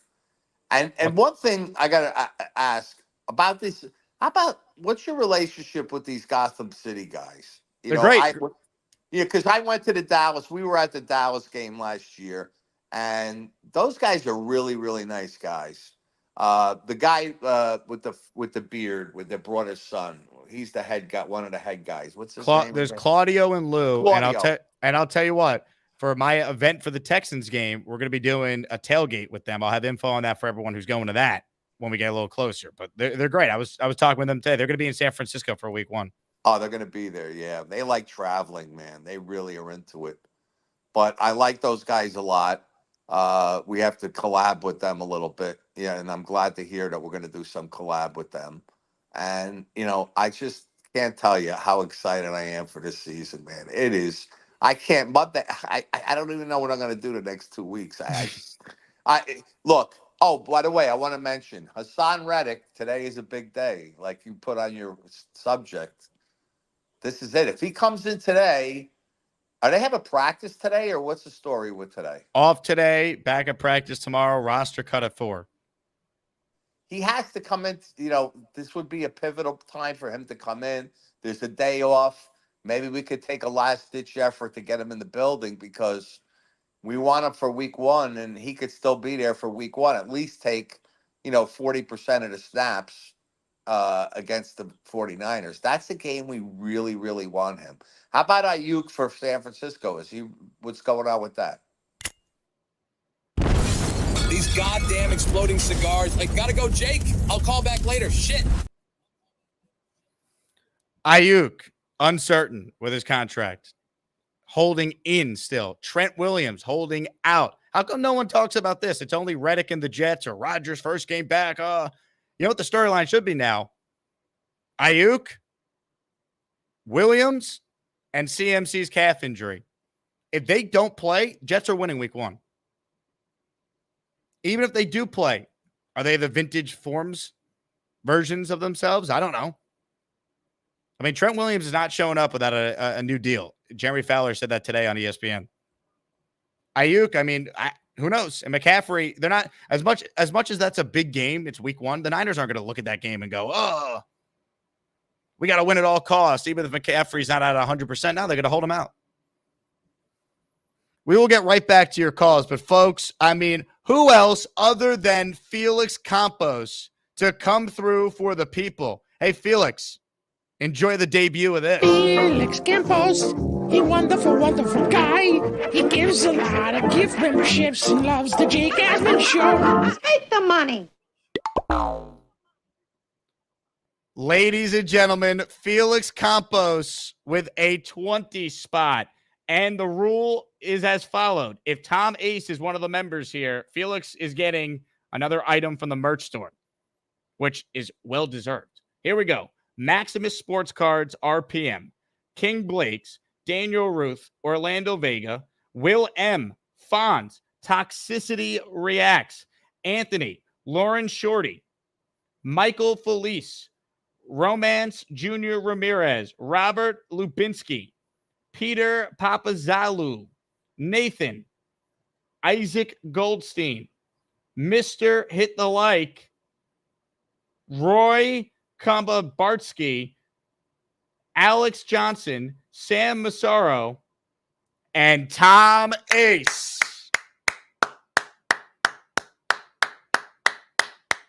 Let's go, Felix. Let's go. But wait, he did it again, folks. Another 10 spot of channel memberships. Felix Campos, he wonderful, wonderful guy. He gives a lot of gift memberships and loves the Jake Asman Show. Take the money. Let's go, baby. 30 memberships have just been rained upon the Asmaniac community. Here we go. Gusbuster is out. Names are being read. Who better than Felix Campos? All right, if you hear your name, you know how it works. You're a channel member. Enjoy it. Embrace it. It's unlike anything you've ever experienced before. Austin Kopich, David Alexander Marlin, Jace B, Sergey Mikolov, Jay, TPI TRI, Bronx Shenanigans, Steve, D. Watt, Benjamin Banks. You are all channel members. Welcome, welcome, welcome. Philly Noodles has a super chat for the people. I finally found my Zach Wilson card. I plan to set a blaze on your show for week 4. LOL, a little late, but well-deserved. Look, I wish Zach no ill will. He was a terrible quarterback. It is what it is. But if you want to burn his card, I'm not going to tell you how to live your life. The 411 checks in. It's our guy VR. Proud to use this chat to say RSVP for T Squared. It was awesome. VR, you will be missed, my man. But it was great that you were able to be in town for the first one. Awesome, awesome time. ISU wrote in, Neil has discovered video games. Yeah, it's like Neil has never realized how good the graphics are in video games now. That was hilarious. Tristan Oliver with a super chat. StreamYard is failing me. Well, Tristan, I see you on hold, and we're coming to you soon. But Evan is next up, and he says hello. What's up, Evan? Hey, I'm doing good, man. It's funny. I think me and Neil have the same twisted YouTube algo because I had that same video suggested to me, the Madden game. I can't believe he watched it. That thing's like an hour and 20 minutes long. I didn't even think to click on it. But Neil's probably a bigger fan than I am, so I'll give him a ton of credit. This is what I want to call you about. Speaking of YouTube algos, what I watched instead, I watched the Jets-Eagles highlights from last year. The funny thing about it, if you look back at that game, the two probably best players on the field defensively that game were Haason Reddick by a lot, and it was insane. Haason Reddick was involved in every play. He had 2.5 sacks. I didn't even remember that from the original game. And when he wasn't getting a sack, he was either like, QB hits, putting pressure, forcing, double teams, whatever was happening. So it was insane. That guy played out of his mind. So this idea that he's this luxury that we could afford to not play with is insane. That guy can wreck games all on his own. Huff the same way. I mean, he was like a mini version of Reddick. Reddick was definitely a notch better, but it was crazy how much Huff was involved as well. But that's the first thing. And I think the second thing I want to say is, it really, I then started watching a bunch of other games. What depressed me was how bad the Jets QBs have been. And I know that's an obvious statement, but when you watch some of these old games, it's really clear. You watch Zach Wilson, or even like I saw a 2007 game, Chad Pennington up against Eli. Even if you're just comparing like Chad Pennington to Eli, and I know me and you are both at the age where we're nostalgic about Chad. Even he's probably the best we've had, and it's not really comparable. It's almost like, these guys hurts Eli. I saw it. Aaron Rodgers threw 6 touchdowns in a half one time against the Bears. Like these guys, it looks like they're playing a different sport than Zach Wilson, who's throwing checkdowns, and that's the only way you can get 150 yards out of the guy all game. It's insane. So it's tough. It made me sad, but at the same time, it makes me super optimistic for this year, man. I think we're gonna have a real QB for the first time in decades. So I cannot wait. I mean, it's just the best example of it is like, remember the drive Zach had against the Chiefs where it ended with the Lazard bullet touchdown, and it's like, wow, like it clicked. Like that's what it's supposed to look like. Like if Aaron's healthy, you know how many times we're gonna see quarterback play like that drive? Like here's a stat I want to see the Jets lead the league in: time of possession. They're gonna have an offense where they're going to grind down the opponent's defense with their style of play. And when Aaron won his MVPs in 20 and 21, I checked it this morning. The Green Bay Packers were number 1 in the NFL in time and possession. The Jets last year, I think, were 29th in the league. And that's with Brees, who was unbelievable last year, despite all the obstacles he obviously dealt with. So, that to me is where they could really dominate games, man. Time of possession, and that allows the defense, which was on the field more than any team last year, to have plenty of time to be rested to close out games and dominate games late. Yeah, and I think one last point, I think what gets understated too a lot of times is, teams, we had the 25th best rushing defense last year, and you may look at that stat and go, oh, we're bad against the run. And yeah, partially, we lost run stuffers, towards the middle of the year, but at the same time, teams didn't have to throw as much. They just relied on their running. They could do low risk, low turnover plays, and that led to us also not getting too many turnovers. This year, they're going to either be playing behind, it's going to be close. You can't be conservative against us. So now our rushing defense is going to be much better and improved, I think, just off of that alone. You don't have to, you're going to have to try to throw. You're going to have to try to do other things. And teams can't just rack up rushing yards against us, score their 17 points they need to win the game, and that's it. So I think that piece is going to be, I don't know if it's been talked about enough, but I would love to see, at the end of the year, where we stack up rushing defense-wise. I also think we brought in some personnel that are going to help tremendously with that. But I'll hang up and have you answer that piece, what you think our rushing defense is going to jump up to this year. Thanks. Oh, by the way, I'll see you at T-Social. I haven't, T-Squared Social, I haven't RSVP'd yet, but and there. Let's go. Hey, Evan's in town? I mean, you're normally an international traveler, man. I'm amazed you're in New York. I know, I am, and it's great. It worked out perfectly, man. So I'll be there. I'll bring some buddies of mine too. So we'll have a squad, man. Like Neil said, it's gonna be packed out. It's gonna be amazing. I can't wait, man. Oh, it's gonna be nuts, Evan. I appreciate it, man. Looking forward to meeting you in person again. I know I saw you last year at our Vegas event at Circa, so it'll be great. Bring your friends, people. By the way, RSVP for them when you sign up. More people, the better. Let's turn T-Squared into the Jet Bar in the New York area. We got watch parties planned for week 1 and week 2. There are 2 more that are confirmed. So we're going to have some fun this season, man. And we're going to add more, assuming the Jet season doesn't go up in flames. that was basically the agreement with my friends at T-Squared. It's we'll lock in 4, and then we'll add more, assuming the Jet season is still relevant. That's the bottom line. Super chat from Aaron Cooper. Sorry I missed this, Aaron. I didn't see it. We had a lot of madness in the chat. It's a free super chat. He's been an Asmaniac for 9 months. Shout out to Bart Scott for calling out Canty and Rodgers for his AR hate. Like Bart said, who hurt you, dude? Hope we can keep McGregor, Watts, Taylor. I think Taylor is on the team. McGregor, I think, is on the team, maybe, with Watts. Maybe. As far as the Bart Scott stuff, I talked about it the other day. I mean, Canty's hate for the Jets, it makes no sense. Especially Rodgers. What did Rodgers do to the guy? It makes no sense. K&D's in the house. King of Dreams right. Said, gang. Shout out to King of Dreams. Swamp Ranger says 600 in the chat, 30 likes. Hit the like button. We have 331 likes, Swamp Ranger. So maybe update your browser, but I appreciate the support, man. For those who always wonder, why do people on YouTube ask for likes? It's because the algorithm rewards channels that have likes. So if you want more people to discover the show and grow this community, that's why we ask for likes. Hit the subscribe button as well if you haven't. That's free too. Boogie Down Dave with a $10 super chat. We made a GoFundMe for my wife. Anything helps her. It's on my channel. Kidney disease sucks. True as maniacs. Boogie Down, do me a favor. Email me the link so I could post it so people could support your wife. All right. Sorry to hear that you're going through that. But send me the link to the GoFundMe and I'll make sure people see it. Support your fellow Asmaniacs. That's what we do in this community. More calls right now. We say hello to JJ now. JJ, what's going on? How's Italy, baby?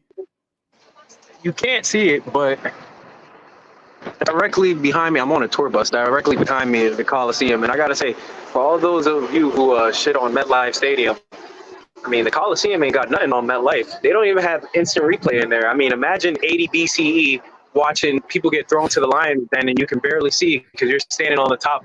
I couldn't believe it. And they don't even have any food in the Coliseum. So stop complaining about MetLife Stadium, man. It's not that bad.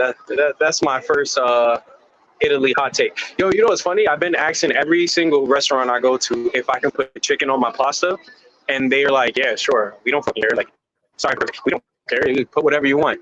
Usually they put pork, but this whole chicken doesn't go on pasta thing. I was with you for a second, Gary, but I guess I'm here. I'm in the motherland. They don't really care. And wow. So, I don't know. I'm sure you said a lot in this call, JJ. I have some follow-ups here. First things first. Will you go into the Coliseum? Did you actually go in there already? Yeah, I just told you it was terrible. I couldn't imagine being at the top of the Coliseum and trying to watch the lion eat a human being in 80 BC, and there's no Jotrons. But I will say this though. I mean, I don't know if they really built it that long ago, because the architecture and the design of the thing, and like, that's amazing. If humans were really able to do that long ago, I don't think we've come a long way. I think we've actually digressing, because that thing is a work of art. Are there bathrooms in the Coliseum? You know, there's porta potties outside of it, and they have elevators in it. Like they modernized it, so they have like elevators and stuff in it, so you don't have to like climb up the top. So, interesting. Yeah. Who are you in Italy with? My mom and my aunt. They are located underneath me. I'm on the double decker of a bus. Give us the view. Yeah, we don't want to see your mug. Wow, that's tremendous. Behind me is a circus. I don't know, circa. Somebody say what it's called. Circus something. Circus Magnifica or something like that. I don't know. I'm not very well. So, real quick hot take that I have. I don't know. I think we can get rid of Michael Clemens and keep Tack McKinley. I think at this point, Michael Clemens, third year in the league, hasn't really done. He didn't do much his rookie year. He was okay, but his second year was terrible. And if we're not going to keep that, I don't see us keeping that many defensive linemen. So I think he could go. Honestly, I also, and this is where you guys are going to kill me, I don't really think we need Reddick. I don't. If he doesn't want to play for what they're offering him, I don't think that they should try to do anything. We don't really need him. We have a good team. We have a really good defense. He's a luxury piece. He's like Will McDonald. When we drafted Will McDonald, and everybody's like, why are we doing that? We already have people. Like, I don't really think we need him. So I don't know.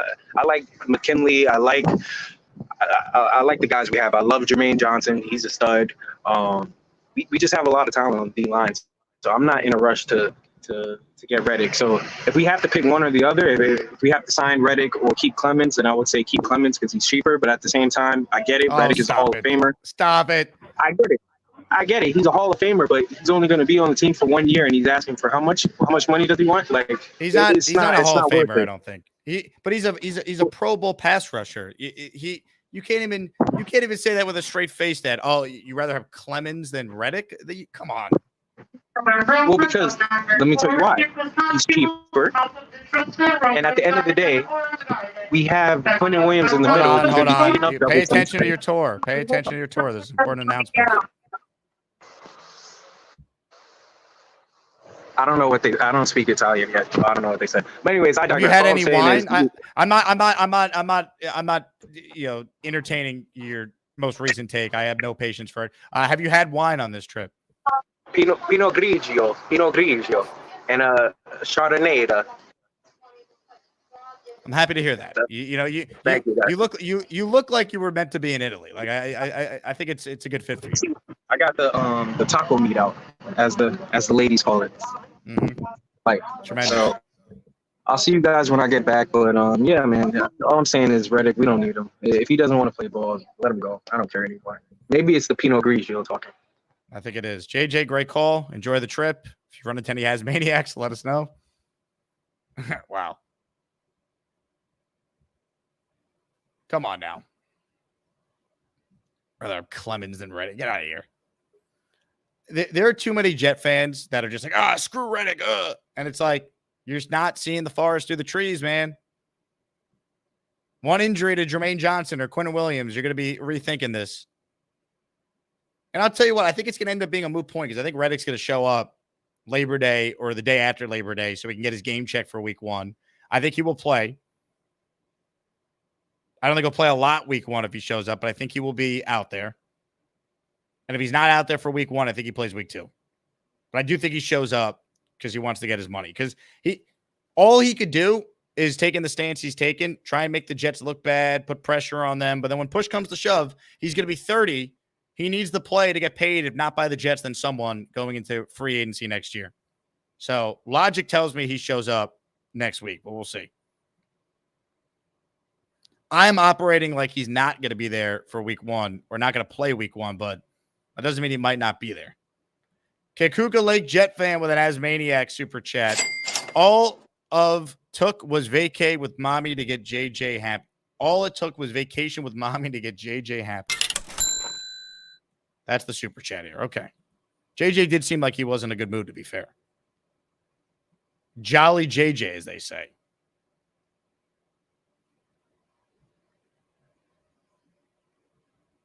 Tom A says, the Asmaniac Italian Army.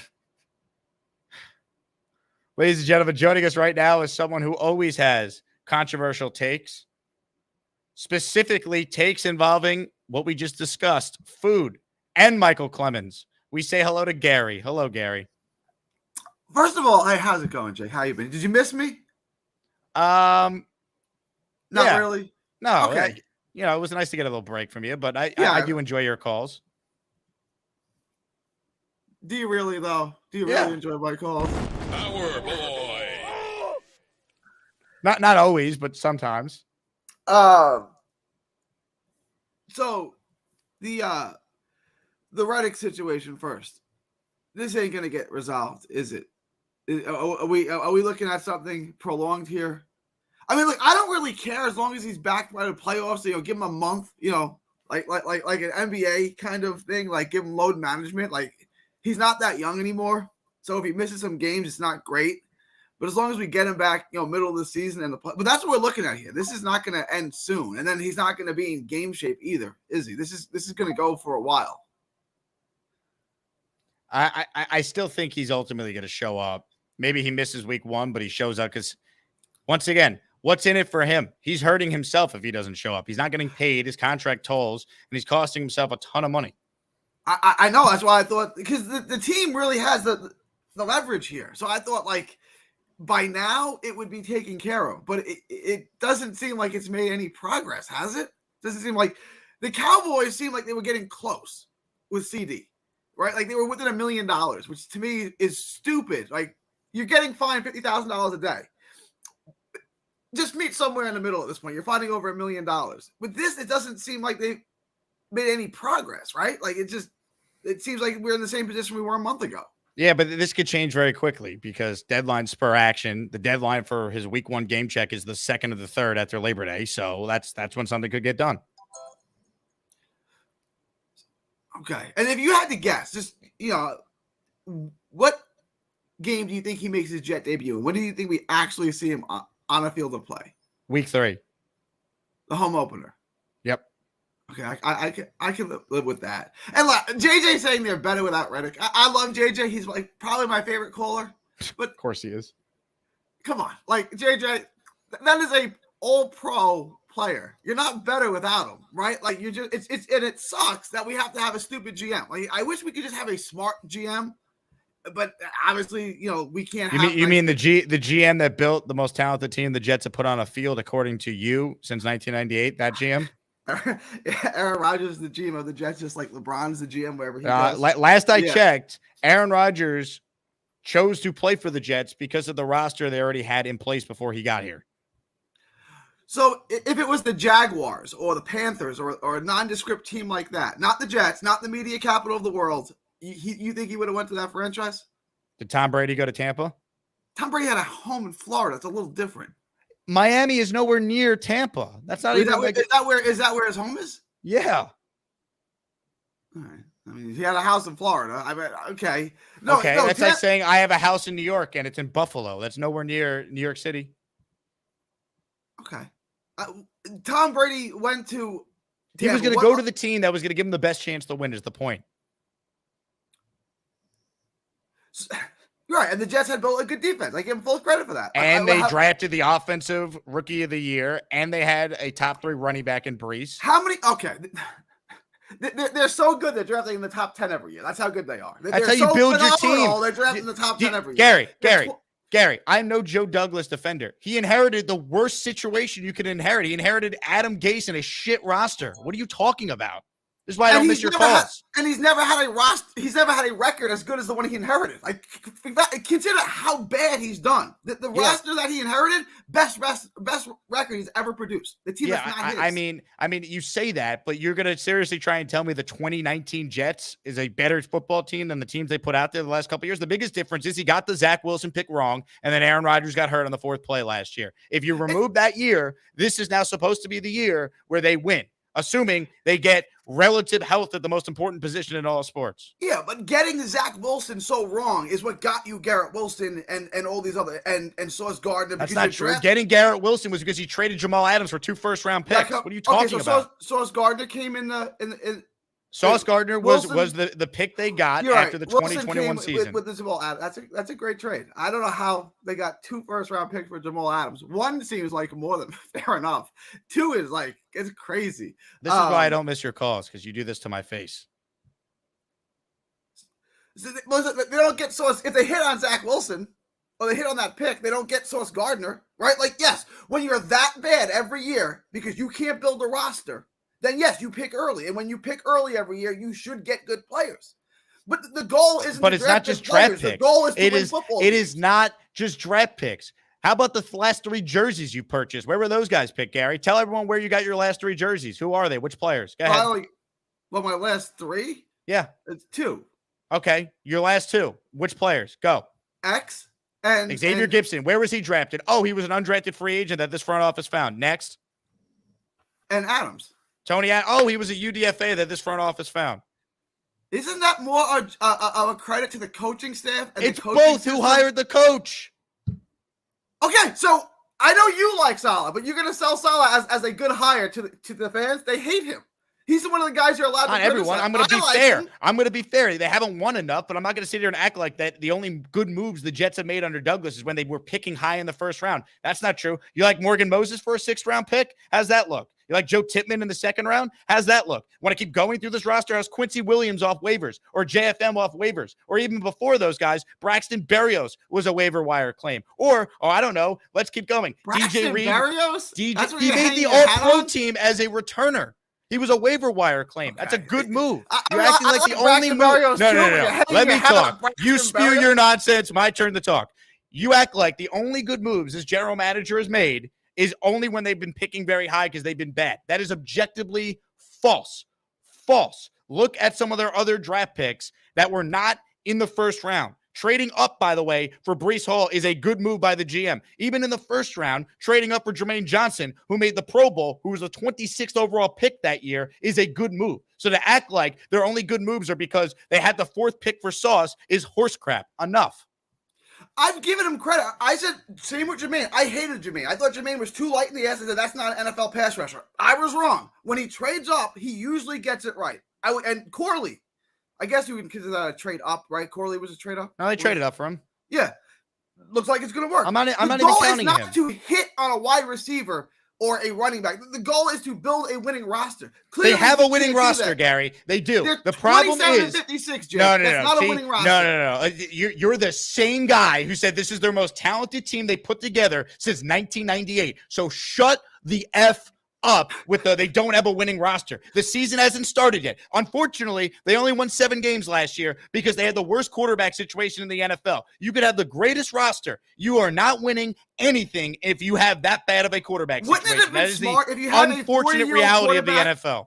If you have a 40-year-old quarterback, would it not be a smart thing to get a backup quarterback, a suitable backup quarterback like you did this year? So why didn't you do it last year? Yeah, if you had Tyrod Taylor, you make the playoffs last year. I agree. And if you watch the show, which I know you did, there was probably no one on YouTube, no one in the media that was as hard on Joe Douglas about that decision than me. So I'm not giving him a mulligan for that, but I'm also not going to sit here and act like he's this terrible general manager when you're the same guy on this show who said it's the most talented team they've had since 1998.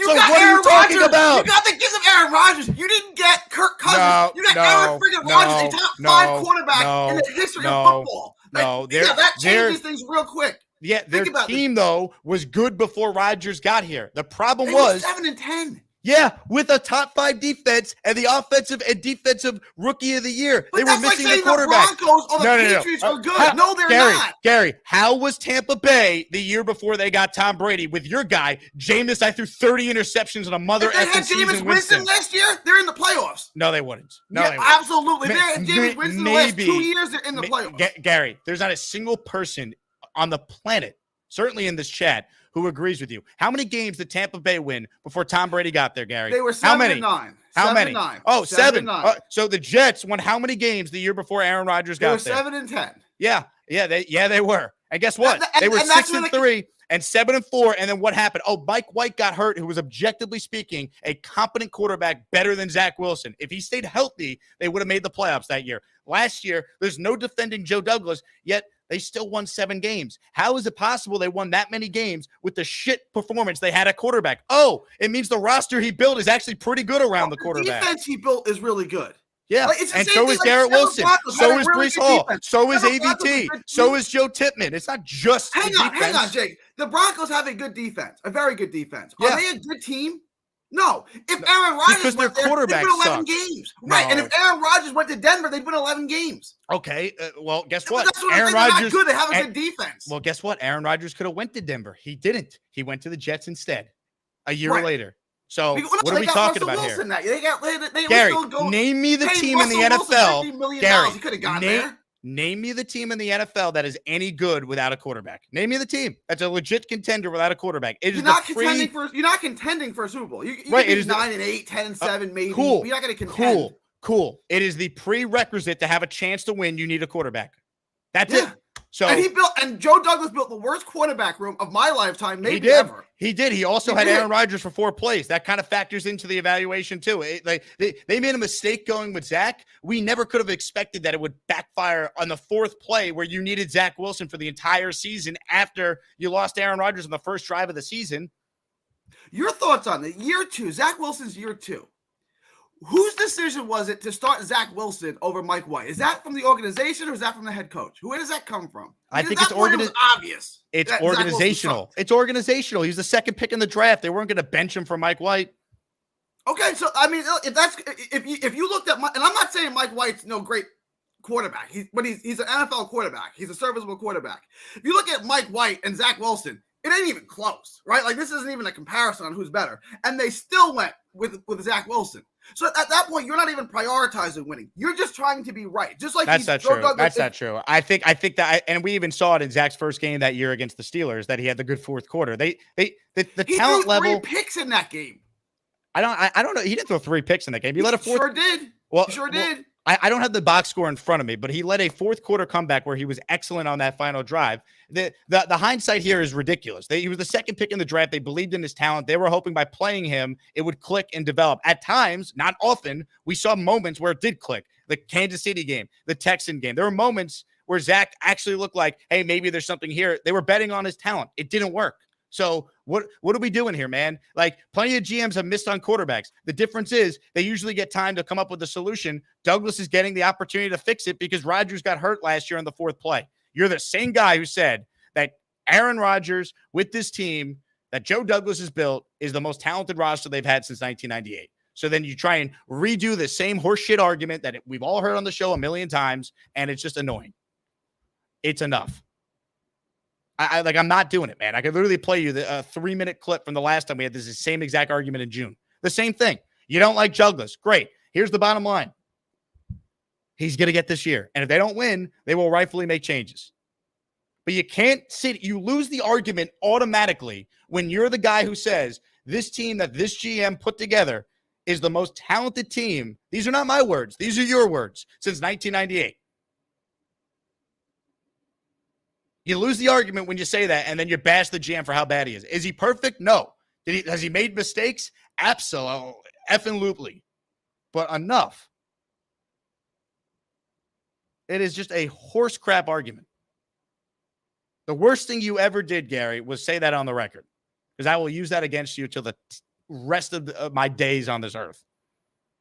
Now, I'll be right there with you if they suck this year, if they don't win. I want changes. But I'm also not going to sit here and act like Douglas has done such a terrible job. He screwed up Zach Wilson. He was stubborn and screwed up the backup situation last year. To his credit, he at least realized that mistake and learned from it and got you Tyrod Taylor. Enough. Tony Goods, Asmaniac Super Chat. Reddick needs to stop playing and bring that ass to one Jet drive. I would love to see it, Haason. Please show up. I'm not counting on it just yet. Hold on. Go ahead. Let me. It's 5 o'clock somewhere to that Gary call. God.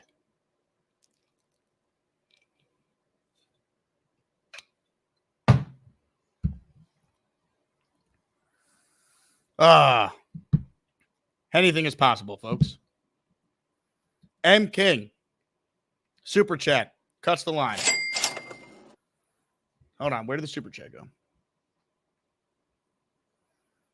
Hold on. Stand by. Disappeared. I can't believe I semi-agree with JJ. Reddick reports I don't want him to upset the dynamic of the roster with a negative vibe. Players play, man. They understand it's a business. If Reddick shows up, they will welcome him in. It's not going to be controversial. It's not like Reddick has a reputation of not being a good teammate. So I'm not worried about that. They have too good of a room, man. And Reddick is going to be motivated. He's playing for a contract. All right. We got 617 people still watching. God bless everyone who stuck through that Gary call. I apologize for us having to live through that. God. Joe Douglas should have been fired 2 days before he was hired. Let's continue now. Let's go to Nate, parentheses Nate, who's joining us on a bike in Los Angeles. What's up, Nate? Right when my headphones died, Jake. Oh, man. All right. I guess, can you hear me? I actually hear you better now. Okay, wonderful. We're at the beautiful Santa Monica Pier, to my right. My sister lives a block off the beach. It's amazing. But Jake, I love your show. I love you, but I have been avoiding your show for the last 10 minutes, basically. Gary and JJ back to back simply cannot happen. That was asinine to hear JJ call him a Hall of Famer. To say, I know he's a Hall of Famer. Say what? Haason Reddick's a Hall of Famer? No. And I'd rather have Michael Clemens off the roster. That was the take, Nate. Calling Reddick a Hall of Famer, whatever. He's a very good player. The guy who watches ESPN. It's like clickbait words and to generate controversy. Calling him a Hall of Famer, you'd rather have Michael Clemens. It's like he's a 70-year-old Jets fan. Like he's like 30, right? Who hurt you? It hasn't even been that bad for us. That was crazy. And then Gary, you don't ever bring up JD with Gary. Like he came on bringing nice words about JJ, but that was I've gone over that with Gary 100 times, but you already made 100 points. Like he would be in Denver. He said Denver has a good defense. Oh yeah, Denver has the 2 best corners and the 2 best linebackers in the league. Can Gary name the 3 down linemen on Denver? Can he name their defensive line? They traded everyone. Who's their 2 wideouts? His takes are nuts. Yeah. Oh, you're ruining my vacation, Jake. I'm sorry, and I forgot all of my initial points. Obviously, I guess I always talk about Stiggers. I think a few weeks ago, I told you I wanted Stiggers. Like, he looked like a great gunner and a guy a guy with that story who's just like grit, effort, all that. I'd want him as my gunner, and it looks like he's got a shot to take Irv's spot as that guy. I think he's actually going to be a really good one. Not just replace him, but any guy who went through what Stiggers did the last 2 years, I think he's going to be a premier gunner for us this year. He's preseason games and practice. He's all over it. He's all over everyone's ankles as soon as they catch the ball. I love it. LT3, I'm sure you talked about this. He's got to make the roster. I think if we have to keep multiple defensive linemen, I'd rather keep, if they like McGregor, if they like LT3, I'd rather have young defensive linemen than like a Chaz Sherratt. You know what I'm saying? That a guy we could probably get on our practice squad anyway, but like if you waive LT3 after the last 2 games, he's obviously going to get picked up somewhere else. And just by value alone, like if he becomes a good defensive lineman, just like Stiggers, that can play opposite Sauce, or a defensive lineman that can play opposite Quinnen, that's worth more than a Chaz Sherratt. And we already have, I'd rather keep Sherwood and maybe Zaire Barnes, but I'm all over these defensive linemen and like these young guys, especially if we don't have Reddick week 1. Thoughts? Nate, couple thoughts here. One, you are probably the biggest Quantes Stiggers fan in the fan base, so congratulations on that. 2, he texted me safe flight. You guys are like best friends. Yeah, Quantes for life, baby. I got his mama jersey. It's coming from China. Of course it is. 2, I've noticed that you, for the most part during this call, have been actually following the LA bike lane here. And you have respect for the LA bike lanes compared to what you normally do in the city? All right, fine. Fuck it. Woo! Yellow line, baby. Watch this car. We're going to hit by this car. We're going to hit it now. Swerve.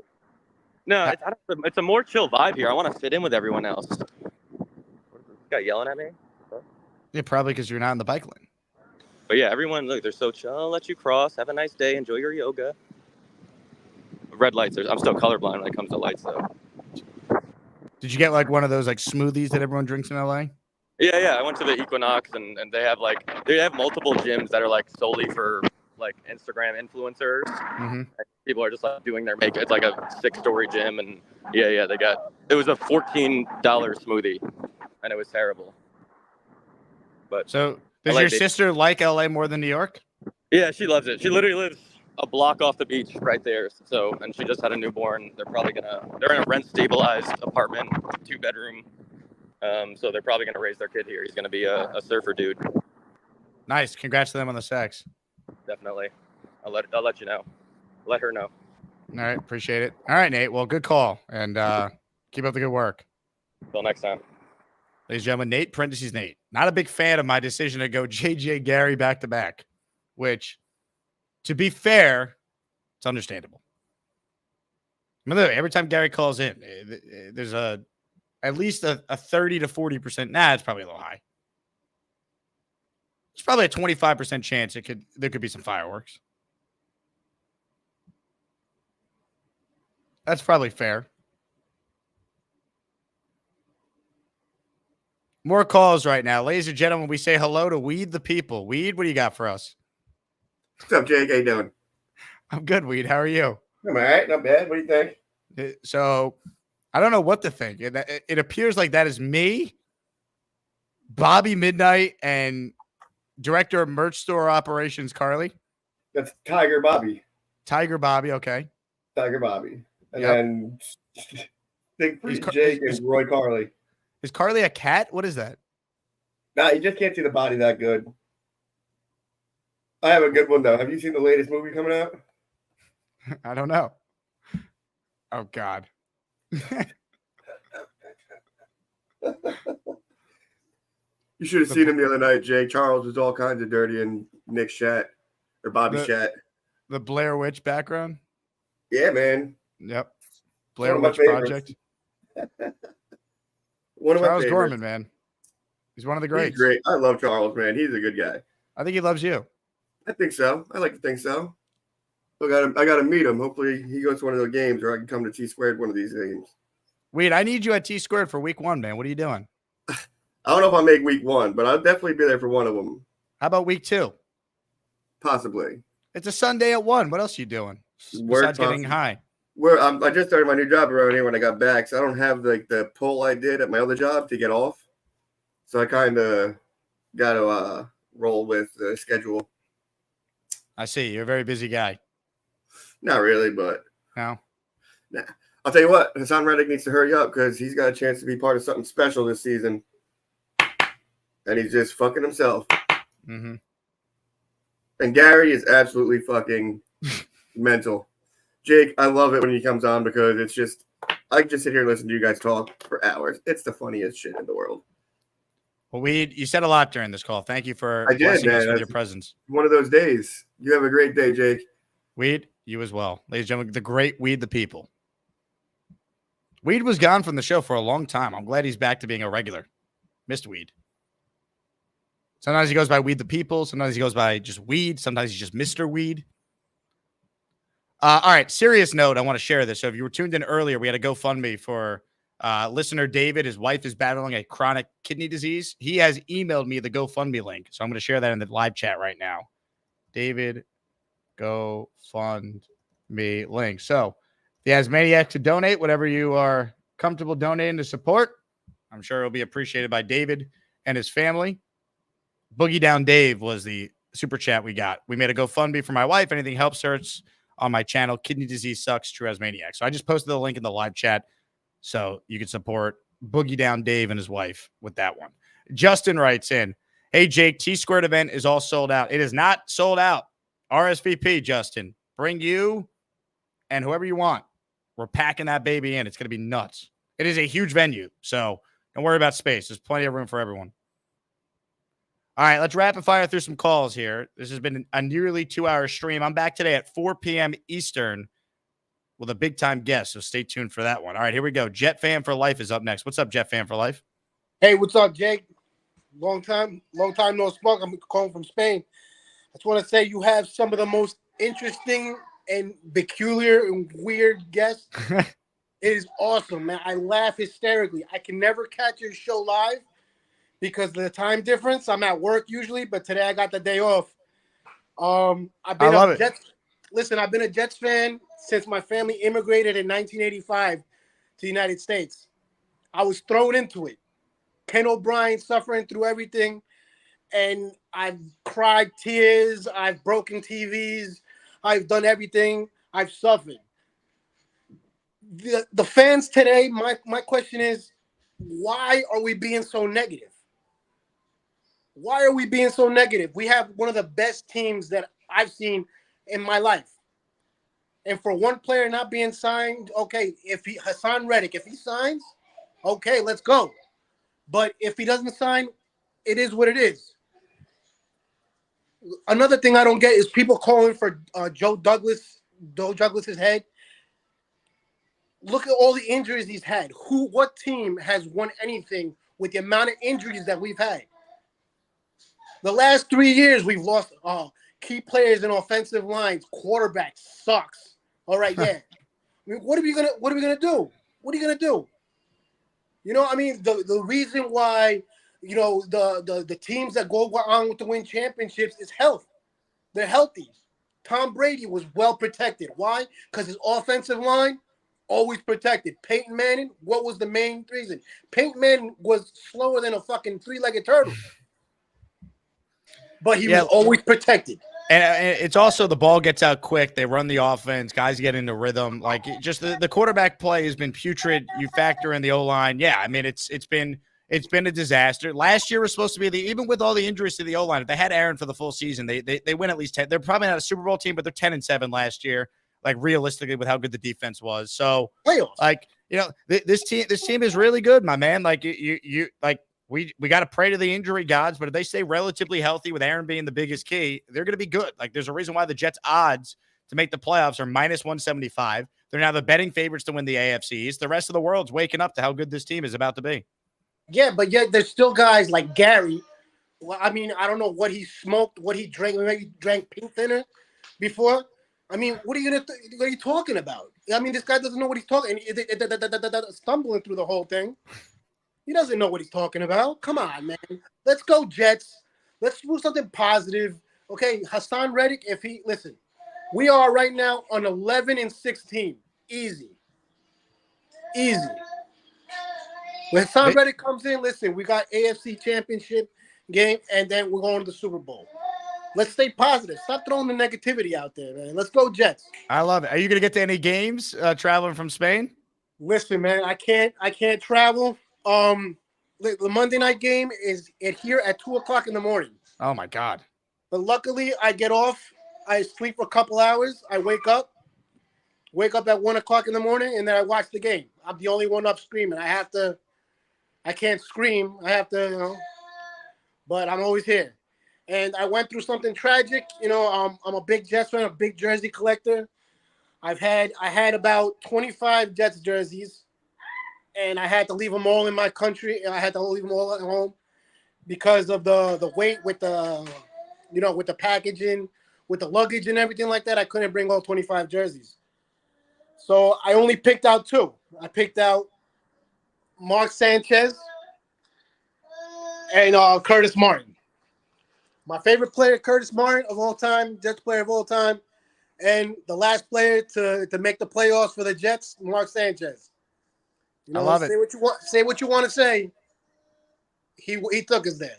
Well, I'll tell you what. You shoot me a message off air, and I'll send you a link where you can get some jerseys for anyone you want at a very good rate. All right. All right, man. Let's go with everybody. Tell Bobby Minute I said what's up. Hilarious, man. I love it. The Jet fan for life. Call back more on more days off in Spain. Love that. We've gotten a call from Italy today, Spain. Yesterday, I took 2 separate calls from Australia. We are an international audience, folks. Smash that like button if you haven't already. Subscribe to the channel. Today's Jake Asman show is presented by my friends at Huga House. If you want the hat that Aaron Rodgers is rocking in this video right here, very easy. All you need to do is go to hugahouse.com and use the promo code ASMAN at checkout, and you can get yourself a discounted rate of 15% off all Huga House hats. That's HUEGA house.com and promo code ASMAN at checkout to get the hat that 8 is rocking day in, day out. All right. We'll get back to your calls in just a second. Appreciate everyone still tuning in. We've gotten a bunch of great calls besides Gary during the show. Even the JJ call, the take was brutal, but at least he was in Italy. In fact, JJ had better internet connection in Italy than he does in his car in New York. Let me make sure I'm not missing any super chats here. Like Vinny C, I saved this comment. I love you, Vinny. F Reddick, get rid of him now. No, that's not smart. Send him to Vegas for Devontae. That's not an option. That's not real. David Aaron says, week 3, the Jets' 12th man comes to life. Amen. Mike says, I think the Jets win week 1, 38-2. Okay, Mike, I hope you're right. 38-2. 38. Could you imagine T squared if the Jets win 38-2 week 1? I can't even imagine what this guy's going to be like when he calls. And we say good afternoon to our king, King Lowski. What's up, King? Jake, my brother. Jake, my brother. I got my bucket hat on for you, King. Let's go. It's always good to see you in good spirits, my brother. Let me just say this, man. You know what, Jake? I'm gonna be honest with you, man. I'm sitting here listening to the show, reading the chat, and for a second, I'm listening to your smooth voice. That's always so smooth. I can listen to you all day, Jake. And I was dozing off a little bit, Jake. And then JJ came on. And then I was still dozing off. I really wasn't, I was listening to it, but I'm like, oh, that's Jake. And then Gary came on.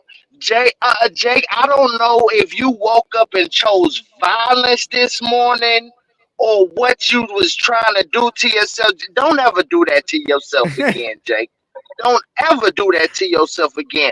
Son, at the end of the day, we are 2 weeks away from really hitting, okay?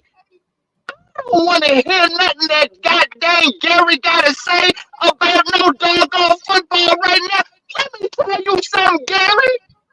I don't care nothing about no damn JD right now. It's some real hitters out there that's about to get on the field to try to win us a game week 1, okay? I don't give a damn about the front office. I don't give a damn about the Haason Reddick situation. It's some real hitters out there that want to hit, okay? Let the players play and let the front they got. As a fan base, we got football to watch. Okay? It's football that's about to ensue. I don't give a damn. I was listening to Jake smooth ass voice, and then I gotta hear spicy Jake, Henny Jake, because y'all want to come up here saying some damn foolishness. Okay? I don't give a damn about none of that shit. It's some real hitters about to hit the field. Okay? Cue Ball is about to wreck. All right? Quincy Williams is about to wreck. Stokes and DJ Reed is about to shut shit down. You hear me? Brees is about to go for another 2K. Okay? Let's not get it twisted. We got real hitters out there. All right? The Jets is coming. And we coming for this damn division first and foremost. And then we come to that conference. And then we gonna see you in NOLA for that Super Bowl, baby. Stats. Ladies and gentlemen, I have no further comments to add. I simply say, crown him. King Lowski, everyone. Now, because he was so loud, the full power of his Jet chant there, it wasn't felt the way that it deserved to be felt. So I'm going to play this. And I'm going to play it on a loop. All right? King Lowski, everyone.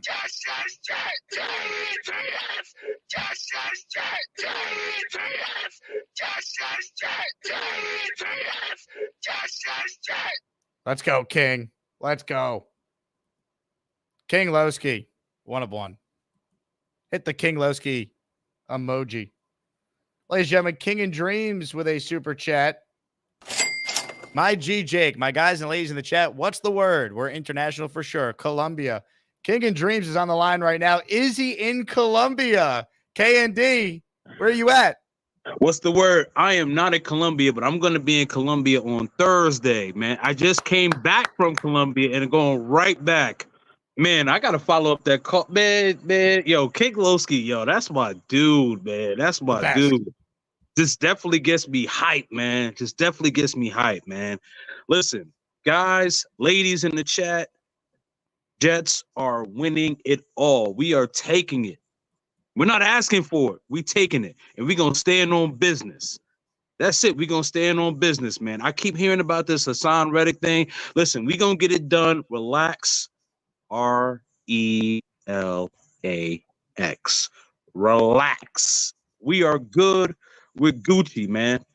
You know what it is, man. The vibe is up, man. My G. Jake, you already know. You cooking with gasoline, man. RELAX. Relax. RELAX.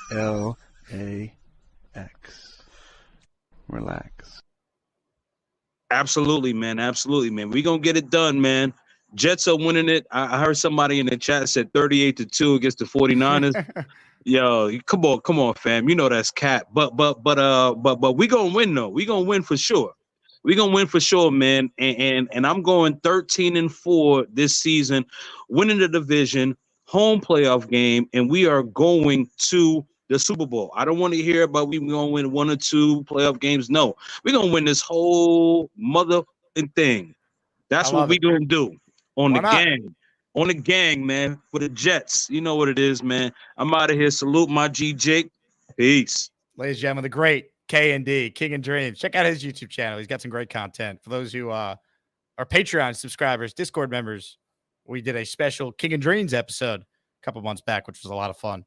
He's right, though, man. Let's be positive. Thank God for Lowski and K&D to give us some good calls at the buzzer here, man. Yikes. Snowball writes in, Jake, will MetLife rock like never before if the Jets are 2-0 week 3? Well, I know what this is in reference to, Snowball. For those who don't remember, besides probably me and Snowball, one Jets Drive interviewed me at my tailgate at L5 last year before the home opener. And I said, MetLife will rock unlike ever before, which was true. That night it did, Rodgers' injury aside. If they're 2-0 going into week 3, I think it could surpass week 1 against Buffalo last year. It's a Thursday night. It's against New England. it could surpass that. I'm not saying it's going to, because I think it was so unique with Rodgers and the hype and hoopla last year, but it could. It could be on that level. I can't wait. I can't wait, as Bart Scott would say. Thomas says, Jake, what happened to Jordan Travis? He's hurt. That's what happened to him. He'll probably be stashed on the non-football injury list to start, then IR, and then I'm sure they'll be able to get him cleared to start practicing on the practice squad by the end of the year to get him some reps, some experience. And then next year, you hope that he starts to develop into something. We'll see. Anyone who's expecting, though, Jordan Travis to be the heir apparent, I think you're asking for something that's highly unlikely, but you never know. It was a worthy dart throw. You never know.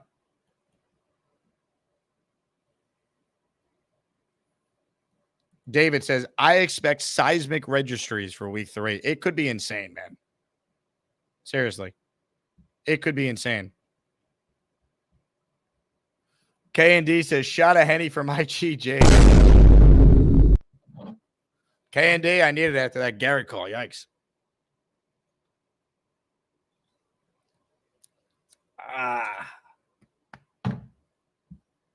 Gonna be a fun year, folks. Sco writes in, did I get a new membership? Sco, you did not, but here's what I'm going to do because I love you, Sco. You're a good guy. You're a longtime supporter. If you're the listener who gives Sco a channel membership, just like we did for Tom Ace earlier in the show today, you will get an item in the merch store sent your way. You want a bucket hat? You want a shirt? You want a coffee mug? JakeAsman.com.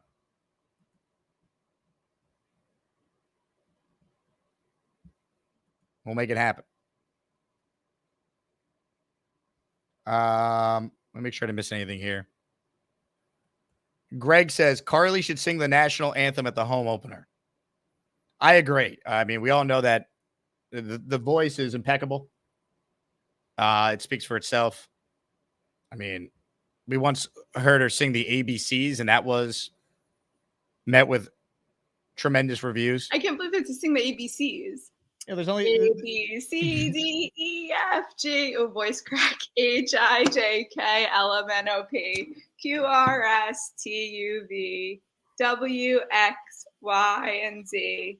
Now I know my ABCs. Next time, won't you sing with me?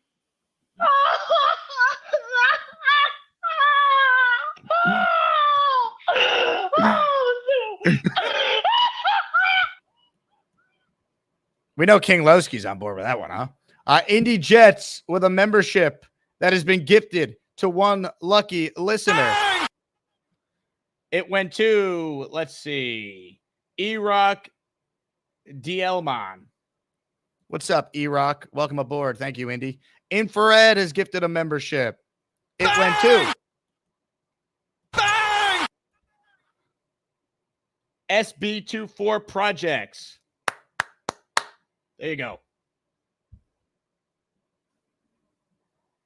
So 2 more members added. Still nothing for SCO.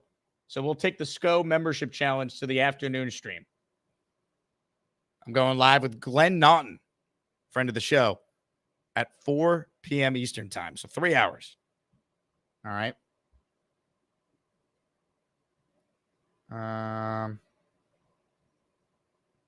Let me see here. I think we're good. All right. Before we get out of here, for those who missed it at the beginning of the show, one of our great listeners, Keith Best, he's obviously undergoing chemotherapy treatments, and what that means, crazy medical bills. So I want to thank everyone. This is before the show. I haven't checked during the show. I know a bunch of people have contributed, but I made a GoFundMe for Keith last night. And before I even announced it on the show, I just posted it on Patreon and in the Discord. We already raised close to $2,000. So thank you to everyone who donated. If you want to support Keith, you can. It is linked in the description to do so. I'll put it in the pinned comment as well. Help Keith Best with his medical bills as he always uplifts our spirits. So let's try and uplift Keith's spirits by contributing to the GoFundMe. So thank you to everyone who donated. Even if you can't donate, you don't have the means to do so, just sharing it on social media goes a long way as well. So thank you, everyone. who supported that great cause. Also, you're going to get sick of me talking about it, but it's important. RSVP if you're coming to our watch party of champions, Monday Night Football, 2 weeks from tonight. Let's go, baby. Brock Purdy, you're running for your life, baby. Let's go. All right, I'm back in a little bit. Just kidding. There's more. Felix Campos, a 5-spot of channel memberships. Who's got it better than Felix Campos, folks? Felix Campos, he wonderful, wonderful guy. He gives a lot of gift memberships and loves the Jake Asman Show. Take the money. Here we go. Greg Scott, you're a member. Fry Guy, member. Ryan K. Fishman, member. David Curran, member. Jesse Bruton, member. Boom. Let's go. JETS. Jets. Felix with a super chat. Prayers for Keith Best. Amen, Felix. Amen. All right. We're back in a little bit. Thank you all for your incredible support. You guys are the best. Like the video on your way out. If you haven't hit the subscribe button yet, what are you waiting for? It is free to subscribe. Helps the algorithm. Helps more people find the show.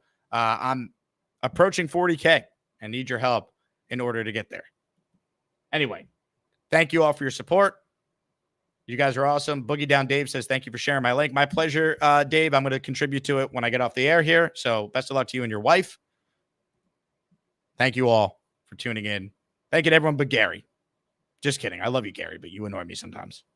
All right. That does it. Thank you. JETS, Jets. And you know what? Why not? In honor of my latest battle with Gary, I bring us all back to a time where, you guessed it, Gary and I fought about the exact same thing, although I don't know if I can find the clip, so maybe I'm going to spare you guys with that one. All right. You know what? This show's been long enough. Go Jets. I'll talk to you guys a little bit. Thank you all for watching. Ladies and gentlemen, I end the show by saying, see you at T-Squared in 2 weeks.